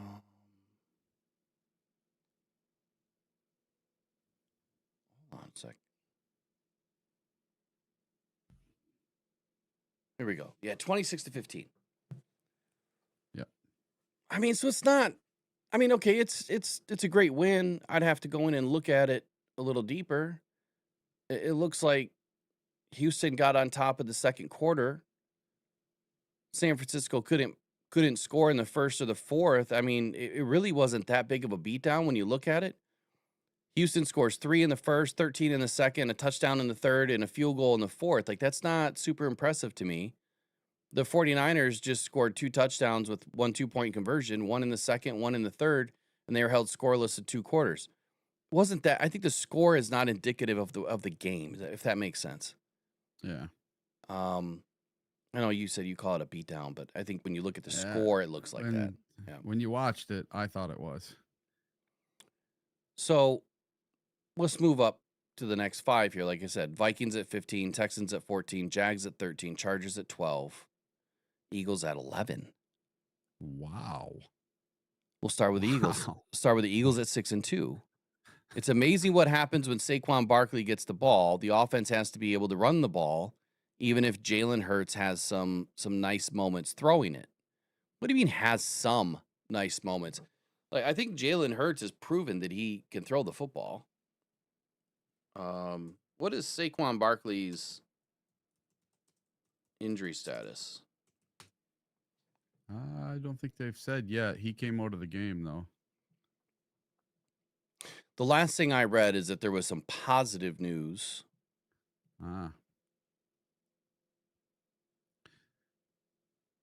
So on The Athletic and ESPN, they both have Philadelphia at number 3. I don't know if I'd have them at 3, but they're definitely not at 11. And they have them at 11. Yeah, it's crazy. It's Pete I Prisco, think, man. I think somebody's being biased there, like big time. I know it's their personal power ranking. It's just what one guy thinks, but. Okay, so the update on Saquon Barkley is that he left with a groin injury late in the third, and he could have returned. So they're saying he's fine, but that'll be something to monitor. You know, obviously we have him on the schedule here in a few weeks. Yep, 2 weeks. Okay, so the Chargers at 12, at 5-3, moved up 3 spots. The Eagles didn't move at all; they stayed pat at 11. The quote by Pete is, "It's amazing how different the offense looks with Joe Alt back in the game, right? Justin Herbert is very comfortable now, and it showed in the victory over the Vikings." Man, if you have one offensive tackle out of the game and you can't win, or you can't find a way to win, or if you feel that uncomfortable, that speaks more to a bigger problem for the Chargers. I think the Chargers are way too up and down right now.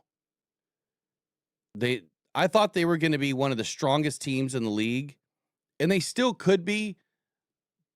But after watching them play the last couple of games, I just don't get the feeling that the Chargers are what I thought they were going to be. I called Chargers Lions Super Bowl at the beginning of the season. And they started out hot. But if you're missing just one offensive lineman and you're barely, winning football games, I mean, they pounced, obviously, the Vikings. They crushed them. But the Colts smoked them by 14.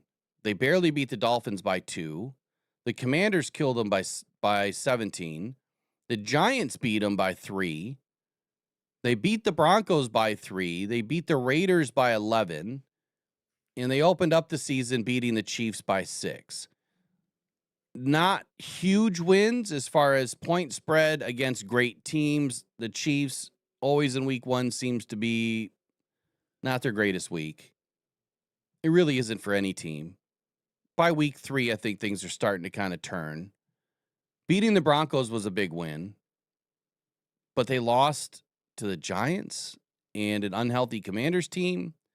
They barely beat a beat-up Dolphins team, and the Colts smoked them, and the Colts are a good team, and to me, that's the litmus test. So I'm less confident on the Chargers. I don't know that I have them at 12. But I don't know who I'd put ahead of them either. Jaguars at 13. They come off their bye and need for better play from the passing game. It's time for Trevor Lawrence, Brian Thomas Jr. connection to show some life. But they moved him up 7 spots from 20 to 13 at 4-3. Okay, so what's your thoughts? Eagles, Chargers, Jags, Texans, Vikings in the bottom, or I'm sorry, the bottom third, I guess. Or I'm sorry, the third quarter of the top 20. Yeah. The only one that really sticks out to me is the Eagles and Charger. Eagles are top 10 for sure. I mean, they're probably top 5. Everybody else has them at number 3, and they put them at 11. I think that is just bass backwards, if you ask me. And the Texans being that high, I don't know about that one either. The Texans and the Vikings need to move down. I think San Fran needs to move up. Steelers need to move up ahead of both of those. So. Okay, so 11 through 20. Mm-hmm. Where are you at? You got Chargers, Jags, Texans, Vikings, 11 through 15. Who are you going to move? I would move the Vikings and Texans down. I would move To where? San Fran. I would move them down to like 17, 18. I would move San Francisco up to number 11. I would move the Steelers like in the 13, 14 range. Okay. I think I would leave Washington where they're at right now until we see what happens with Jaden Daniels. Yeah. I think the Falcons can be a much better team than what they've shown, but I would leave them where they are. I think the Steelers should probably be at 16.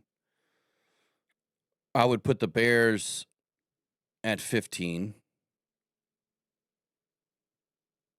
Ahead of the Steelers right now. I would drop the Vikings down to 18. Actually, scratch that. I'd drop the Vikings down to 20. I would move the Commanders and the Falcons up. I would drop the Texans. I would drop the Texans to 16. I would put the San Francisco 49ers in their spot at 14. And then I would just move the Bears up one spot to 16 ahead of the Steelers. Yeah. All right, top 10. In the Eagles, okay, so the Eagles, yeah, I definitely would put them up a little bit further than where they are. The Patriots are playing, MVP type play here for Drake May. The Bills are doing Bills things, but we haven't really evaluated all the schedules yet. Mm-mm. And the strength of schedule, I didn't pull that in today, but we can do some of that tomorrow. But as far as the Bills go, let's take a look at who they beat. So they killed the Panthers, as they should have, 40-9. They lost to the Falcons, 24-14. Yeah. They lost to the Patriots, 23-20. They smoked the Saints, 31-19. They beat the Dolphins, 31-21. They smoked the Jets, as they should have, 30-10. And I'm surprised only 30. The Ravens hung them out to dry in the first week, 40-41. The Bills ended up winning at the end. I don't see a team that is overly dominant. Okay, beating a team by 20, that's dominant, right? What did the Lions do against a really poor team like the Bears in week 2? 50 burger. Right. And that's what you would expect from the Bills. Unless, and again, I have not watched all of the game or can remember all of the game. Did they pull people out? Did they totally change what they were doing? Did they just kind of slow down a little bit? Not caring about stacking points, and they just wanted to finish the game. Maybe they ran the ball out or ran the clock out by running the ball. But I just don't see any real dominant wins here against great teams. I would say the exact opposite. I see a very tight win against a good Ravens team. I see a bad loss to the Patriots, but that the Patriots are playing pretty well. Tight loss there. The Falcons, you can't lose to the Falcons. You just can't. But again, that shows you that on any given Sunday, any team can be beat. Where do you have the Bills? I'll just start with that. They're at 10. Where would you put them? I'd put them ahead of the Seahawks. I'd put them ahead of the Rams and the Patriots, probably at 6. I'd probably have them up at about 6. Okay. Rams at 8, Seahawks at 7, Broncos at 6, Buccaneers at 5. Yeah, I would not have the Bucks at 5. No way. Me neither. I would probably drop the Bucks all the way 9 down or to 10. Yeah, 9 or 10. And I would put the Broncos at 5. I would leave the Seahawks at 7. You think the Seahawks are better than the Rams? No, I'm putting the Rams at 6. Okay. So it would go at 10, Buccaneers, Patriots, Seahawks, Rams,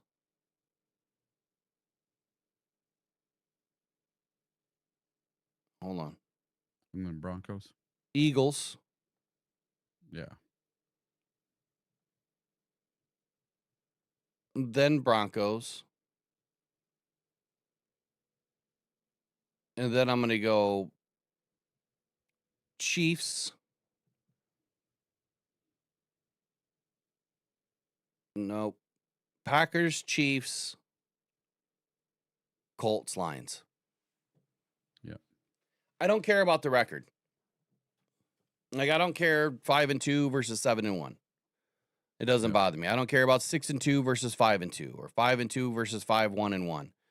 In my opinion, there's not a better team in the league right now than the Lions, even though they have not. And the reason why, they haven't played complete football at all. They have not had a game yet where they've just had everything working. Even against the Bears team, like, they made mistakes, and a lot of them.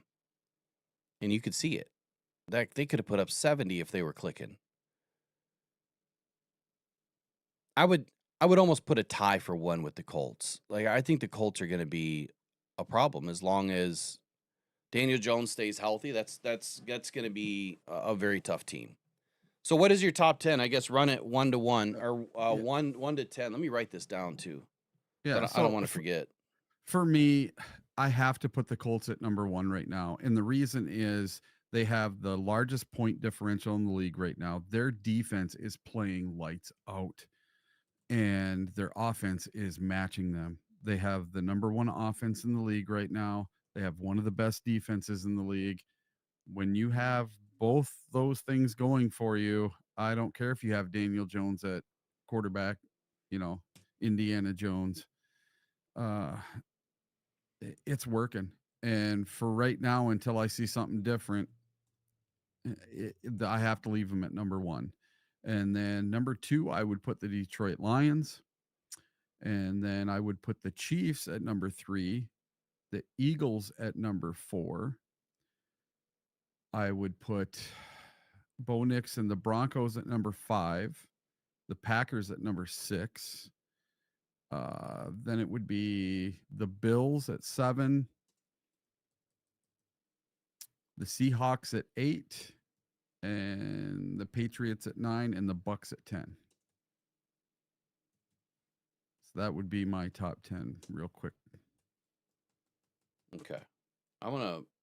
If you want to post it into the chat, feel free. I think I am going to do a mid-season review. Mid-season power ranking? Yeah, just like and I'm going to write it into an article. That's why I want to save. That's why I want to save this. And I'm curious, obviously where things are going to end up. Okay, so then my next question to follow up on this would be this. Can the Lions win it all? Of course. Based on what you're seeing, can they legit win it all? They can, especially if we get some of these pieces back on defense. We get Marcus Davenport, we get Reed back, we get Terry and Arnold playing back at a high level. Because now I have faith. If something happens to one of our starting cornerbacks, we have Whiteside now, we have Hallett, we have Mollett, we have all these guys that we didn't think were going to come in and be contributors. Well, they can be, even if it's just for one game. That's the faith that I have in this team this year, is that when someone goes down, it isn't just next man up, it's best man up. And I think that our defense is not going to get snake bit like it did last year. I know we saw a little bit of it in the first half here with all these corners going down, but we're getting them all back. It's not like we're losing everybody to season-ending injuries, and they were all playing well before they got injured. Except for Terry and Arnold, but I think he was playing way better than people think he was playing. Yes, he had a couple of pass interference penalties, but if he doesn't do those pass interference penalties, well, that's probably a touchdown. And then the Lions go on to stop a couple of those, and there's no points scored. So I'll take a pass interference penalty if it keeps us from having a score on us. And I just think that the Lions, their offense has not clicked at 100% yet, even against the Bears. we haven't had an offensive outing where everything's just clicking, and it looks like last year yet, and it's going to. It's getting there. It's coming. Okay. I mean, you kind of just echoed everything I've been saying, I guess. It's so you kind of Mhm. feel the same way. In the NFC, I don't see any other team that's going to beat us. Ooh. You didn't say that the other day. The other day you had us still losing to the Eagles and Well, no, and the no, no. Rams. I have us losing a couple of games because I think we're going to lose a couple. But I said I don't think anyone in the NFC can beat us when it comes to the playoffs. I think in this getting to the NFC Championship game, going to the Super Bowl, it's going to be the Detroit Lions this year. I Well, think I certainly hope so. We have to. I mean, we've been managing better health so far, yeah. although the back end has been pretty significant. We have But the guys we slid in, they got it done. Yeah, I mean, I'm less inclined to trust. I mean, I know that you're given a lot of trust pretty quickly, and I guess just all my years of doing this, and not necessarily here, but Now, I don't want them for the long run. Don't get me wrong. I don't want to see Mollett and Whiteside back there for the whole length of the playoffs. That's not what I want. But if someone gets hurt and we need them for one game or a half a game or a couple of games, that's fine. I just don't want them like last year when Hutch went down, we had nobody behind him and we had to go out and trade for somebody. And then we had all these guys go to season ending IR last year, and there was just no one to fill in long term. Yes, they could have been good for one game, but after that, people would figure them out. So I don't want to see these guys long term at all, these corners and safeties. I don't want that. Brian Branch is going to be back this week. He's really good. So yeah, our guys just need to stay healthy the rest of the year. I don't think we have any problems taking the NFC this year. I guess we'll see what the refs have to say about that. Yeah, well, the biggest game of the year, I don't care. And I say this every year, and I've said it for the last 40, 50 years. The biggest games of the year are always away and at home with the Green Bay Packers. And it's going to be that way this year. That is going to be the biggest game of the year. It's on Thanksgiving. That is going to be the game that basically determines the NFC North and playoff seeding. That game is so important. So I don't care if we lose one to the Eagles or if we lose one to the Rams. That's fine. As long as we win Thanksgiving, we're going to be just fine. Okay, I mean, since we're talking about the schedule, I know we went through it the other day, but some things have now changed over this weekend. Yes. Some major injuries. Giants, that has to be a lock. Yeah. Has to be Washington. A lock. The Steelers, they're not so tough looking anymore. that has to be a lock. Yeah. The Commanders, there is no reason in the world why we can't beat the Commanders. Jaden Daniels or not, that entire team has regressed in year 2. I have to look at their injury history. I'm not going to do it today, but that entire team has regressed. Yeah. The Vikings should be a lock. So coming out of the bye, there's no reason why the Lions shouldn't go 13-4, 3-1 out of the bye. There's no reason why. And the only team that you have in there that I believe is an issue are the Eagles, right? That could be it. And again, I don't see why we lose. I really don't. We're going to be healthy. Yep. We should have everybody back by that game. And if there's one game that I'm expecting to get everybody back, it would be by that game. I think that's the most important game on the schedule right now. You can slow roll DJ Reed. You could even slow roll Terry and Arnold if you had to week 10. Yeah. If I was the Lions, I would seriously, anybody, Kirby or Terry and Arnold, let them rest another week. It's the Vikings. I think that we have enough enough guys. Okay, so Branch, she'll be in, but Kirby Joseph, we don't know enough about. I'm expecting him to play. I'm expecting him to be ready to roll. All right, a few more minutes here. Today we have a special afternoon show. Erica, are you going to join this afternoon? Yeah, you said Okay. 5:30, right? Well, I'll probably be on at 5, but I'll be putting everything out around. Oh, right after this show, I'll put everything out. But I have a special guest group coming on. You're just gonna have to see the thumbnail, or maybe I'll hide it. Maybe I won't tell anybody about it. But it is a special guest. I think you guys will enjoy it. I want to get to know these people a little bit and what they're doing, what they're all about.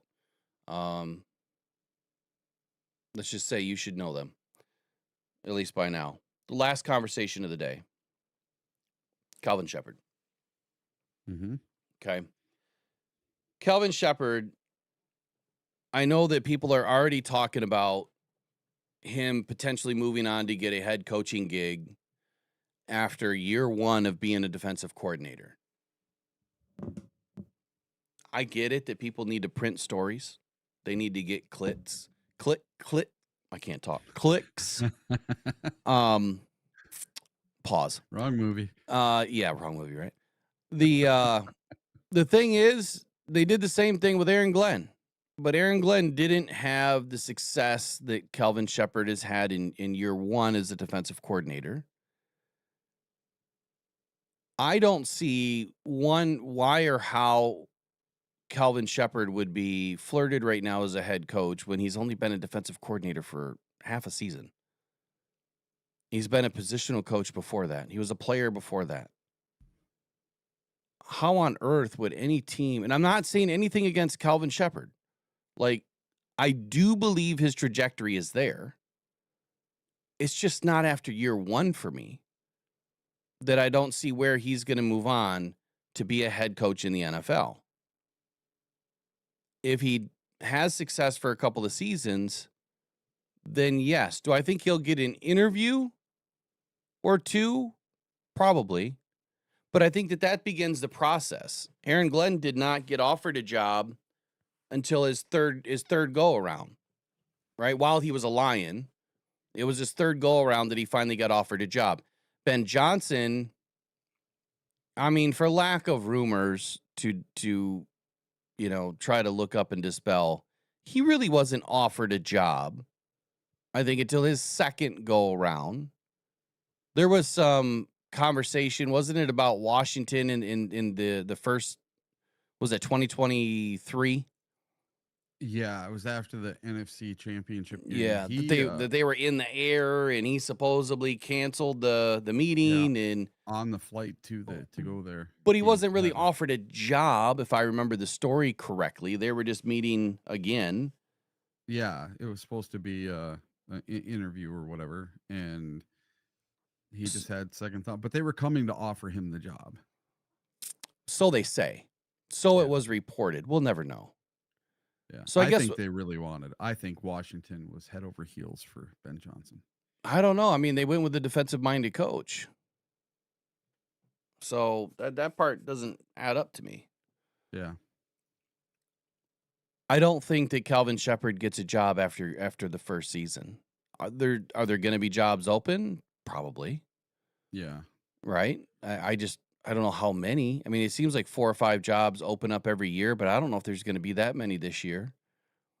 And I don't really believe that he's going to be in the running to steal a job in his first go around, especially here's my biggest reason why. Aaron Glenn and Ben Johnson, they move on. Aaron goes 0-6 to start the season. Right? Finally gets or 0-7 and finally gets a win, whatever it was. I can't remember. It's 0-6 or 0-7. Mm-hmm. Ben Johnson, what is he, 4-3? Yeah. He went 0-3. Has not had a crazy tough schedule. And so I think that when you look at the tree of Dan Campbell, I think that has a lot to do with coaches getting an opportunity or not. If they're successful, more coaches will get opportunity. If they're not successful, less coaches are probably going to get opportunity. That's just the optics of the NFL. In year 2, if both those guys are successful, well, you better believe that people's claws are going to be digging into the fruit of Dan Campbell. However, the bigger conversation, Eric, has been LSU. Yes. LSU just fired Brian Kelly. On Sunday, yep. And Calvin Shepard is, I mean, that's his alma mater. Yep. I could see Calvin Shepard running the schnit out of a college team. However, again, I think there's so much politics. It is so hard to manage a college team now with this NIL and the portal and everything else. It's just like managing a minor league NFL team now. But you have more players. Typically, depending on which team it is, you could have a lot more money. But managing stuff like that, where your players have to come, you're adding a new roster, it seems like every year. A lot of guys don't last 2, 3, 4 seasons like they used to at one college. But I think that Calvin Shepard would be an excellent college coach. I don't know that he would downgrade, but I think he would get a pretty healthy chunk of money to go back to LSU. They would probably far outweigh what he would make in the NFL if money was a factor. But does he want to coach? Does he want to coach kids or does he want to coach men? Yeah. That's the biggest question. And I say kids loosely. They're still men, right? They're still young men. Yeah. But I think that he would probably want to stick in the NFL. But then again, if your alma mater comes and it's LSU comes calling, I don't know that you can turn that down. Because then you get an opportunity to coach as a head coach, and then that would lead to you coming back to the NFL at some point. What are your thoughts? Well, did you know that after retiring in 2018, he joined the LSU staff as director of player development? Yeah. And that began his coaching journey in 2020. Mm-hmm. So, Shep, I can see why they're linking him to this LSU job because he worked for them. He started his coaching career with LSU. It was as director of player development. I don't know exactly what that does coaching wise, but he's got history with LSU. So I can see that part of it. But if I remember correctly, there was I think it was an interview at training camp where they were talking to Calvin Shepard and they asked him, hey, is this you being the defensive coordinator for the Detroit Lions? Is this going to lead to you someday wanting to be a head coach in the NFL? And he said, no. The last thing I want in the world is to be a head coach. I just want to be the defensive coordinator for the Detroit Lions. So I think when people saw Calvin Shepard on Hard Knocks, they all saw it. When Dan Campbell told him, hey, don't cut your hair, be who you are, and I'll bring you up, I'll make you a coach. And you just knew that someday he was going to be the defensive coordinator. And I kind of feel in my heart of hearts that someday he's going to make Calvin Shepard the assistant head coach. And when he retires, Calvin Shepard will be the head coach. I would rather see that arc than the arc of Calvin Shepard going to hold on. Repeat team. that last sentence. I'm trying to listen to our audio, but what did you say in there? So I said that I would rather see Calvin Shepard, since he was on Hard Knocks, Dan Campbell told him not to cut his hair, be himself, and he took him under his wing, made him the linebackers coach, and then you could just see it that someday he was going to be the defensive coordinator. He moved his way up to defensive coordinator, and I see in the next year or two him making him the assistant head coach as well as the defensive coordinator. And someday, way down the line, when Dan decides to hang it up, I see Calvin Shepard becoming our head coach. No, I don't think that's going to happen. Following that arc. No, that's so far down the list. I mean, it's a great story, but That's so far down the line. I mean, unless Dan Campbell's going to be done in the next few seasons, which shouldn't be the case. Could he move to a different team? Possibly. I hope not. But you're talking Dan Campbell's in it to win it. Yeah. You know, he could be here for quite a while. Kelvin Shepard's not going to wait 5, 10, 15, 20 years. However long Dan stays in Detroit. But what if he just likes being the defensive coordinator and he doesn't want to be a head coach? Yeah, I think that's a great story that they like to tell, where a lot of them will say, oh, I never wanted to be a head coach. I don't want to be a head coach. I love being a coordinator. Okay, some people like Dave Phipp. Okay, maybe that's true.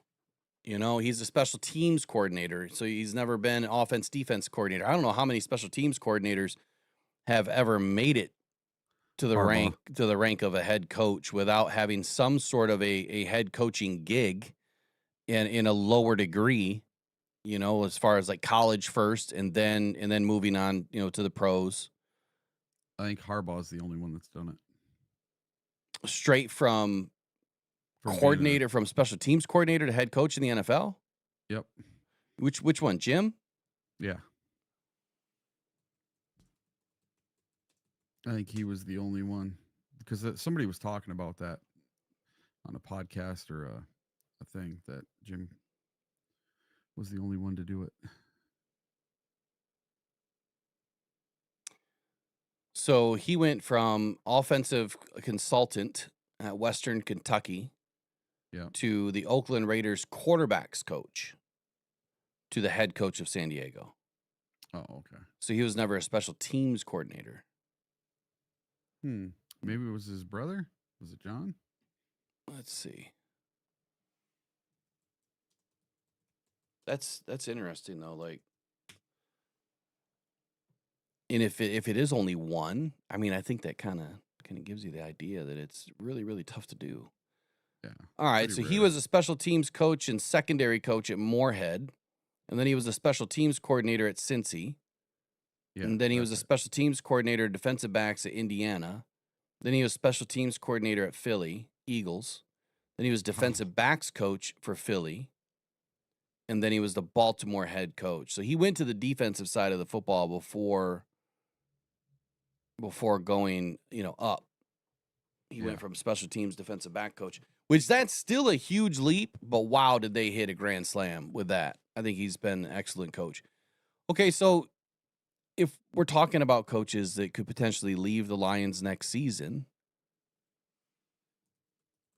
Isn't it crazy that we are now talking about a coaching tree out of Detroit? Something they've never really had. Yeah. I mean, when you have a good leader and you surround yourself with even better coaches and guys that have played, I think it makes sense. If there's a name for me that's going to move on, it's Scotty Montgomery. Yeah. I think that Scotty Montgomery's out of here. Honestly, I think he's going to get some opportunity. I really like Scotty. That was a heck of a pickup by Dan. And behind him, I think it would be Kelvin Shepard.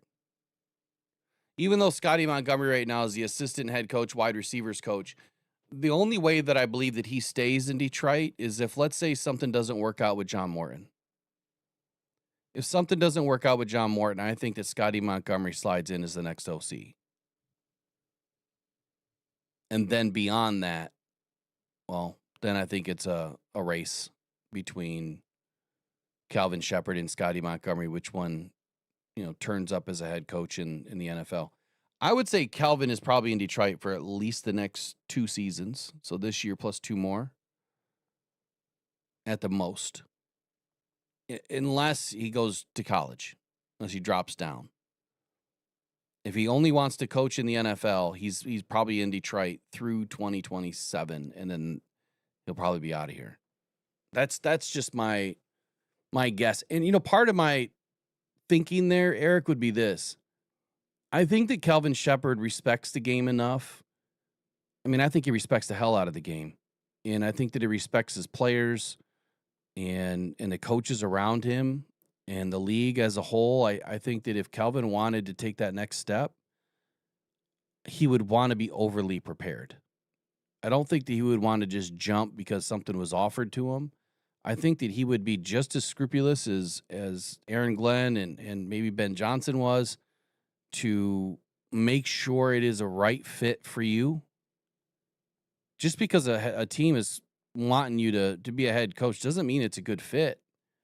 Yeah, it's a great opportunity, but if you go to your first team and it turns out to be a turd nugget, that could screw you for the rest of your career.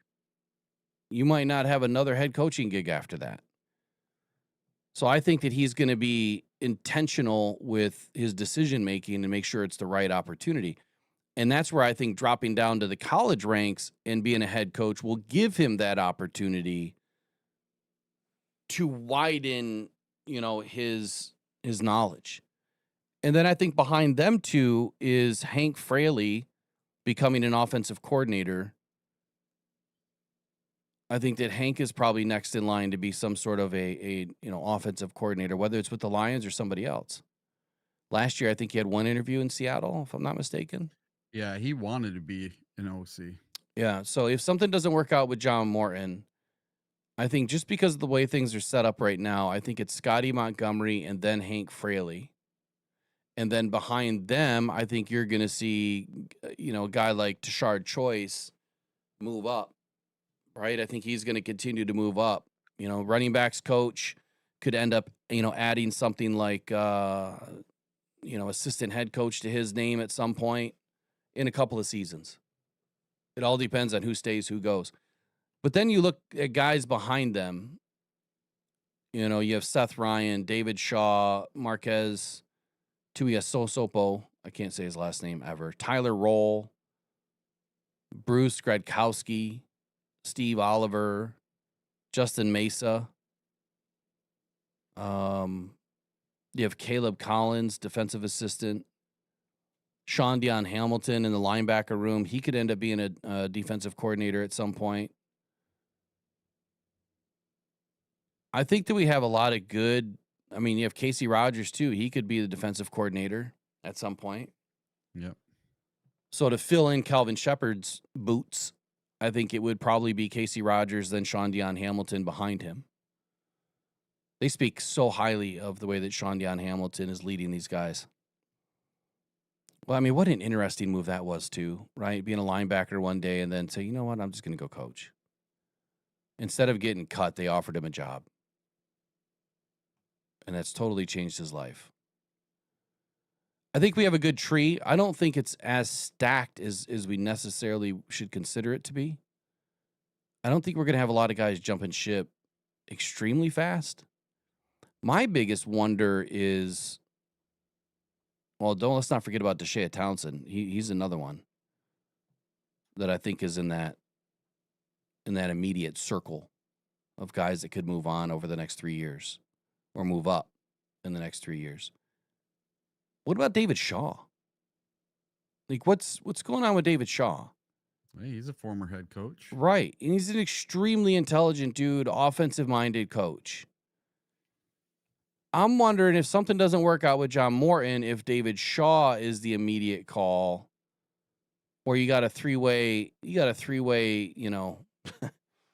sack race going on between Hank Fraley, Scotty Montgomery, and David Shaw. The Lions definitely have, I think, on the offensive side, I think they have a pretty stacked room there with guys that could step in, that could lead this offense. I'm not necessarily concerned, though, that we're going to lose some guys right away. We'll see what happens. So Calvin Shepard, did you thumbs up, thumbs down on him going? Oh, thumbs down on him going anywhere. It's way too soon. I don't know why. I get it why they wrote it, because Brian Kelly got fired from LSU. Yeah. And he's got ties to LSU. But other than that, there's no breadcrumbs on that trail. Yeah, I think it's a trail that leads to nowhere, because it's way too soon. He's not just going to leave the Lions in the middle of the season to go coach LSU. It's not going to happen. No, that wouldn't happen. They have a plan for that, I'm sure, at LSU. And Attila, I see your statement in there. You do not want me as the offensive coordinator, buddy. I'm telling you that right now. You do not want me as an offensive coordinator. You don't want me in the booth, You right? don't want me anywhere near that position. We might be able to put up 3 points a game. I would call the same 4 plays. I'm just kidding. But no. Look, these guys have more knowledge in their pinky nail than I have. Period. Pretty smart dudes, man. Yeah. Especially being former players. It's a different league. You know, yeah, Brent Lighton has in the chat there what I was talking about, what Shep said. Shep has said he never wants to leave Dan. Yeah. He I said remember he him would saying that. rather he would want to be co-head coach before leaving. So I think Shep's here for the long run. I don't think he wants to go anywhere. At least not immediately. I don't think he's going anywhere immediately. And I think if he goes anywhere,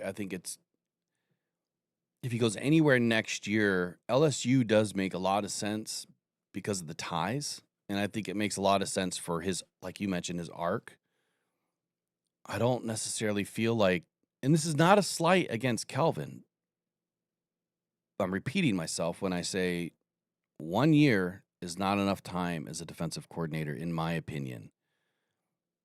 Guys, tomorrow morning, and I'll see you back here this afternoon. Take care. Go One Pride. Go Detroit Lions. Appreciate you guys. Have a wonderful day. Bye-bye. Pressure by Hutchinson, he goes down.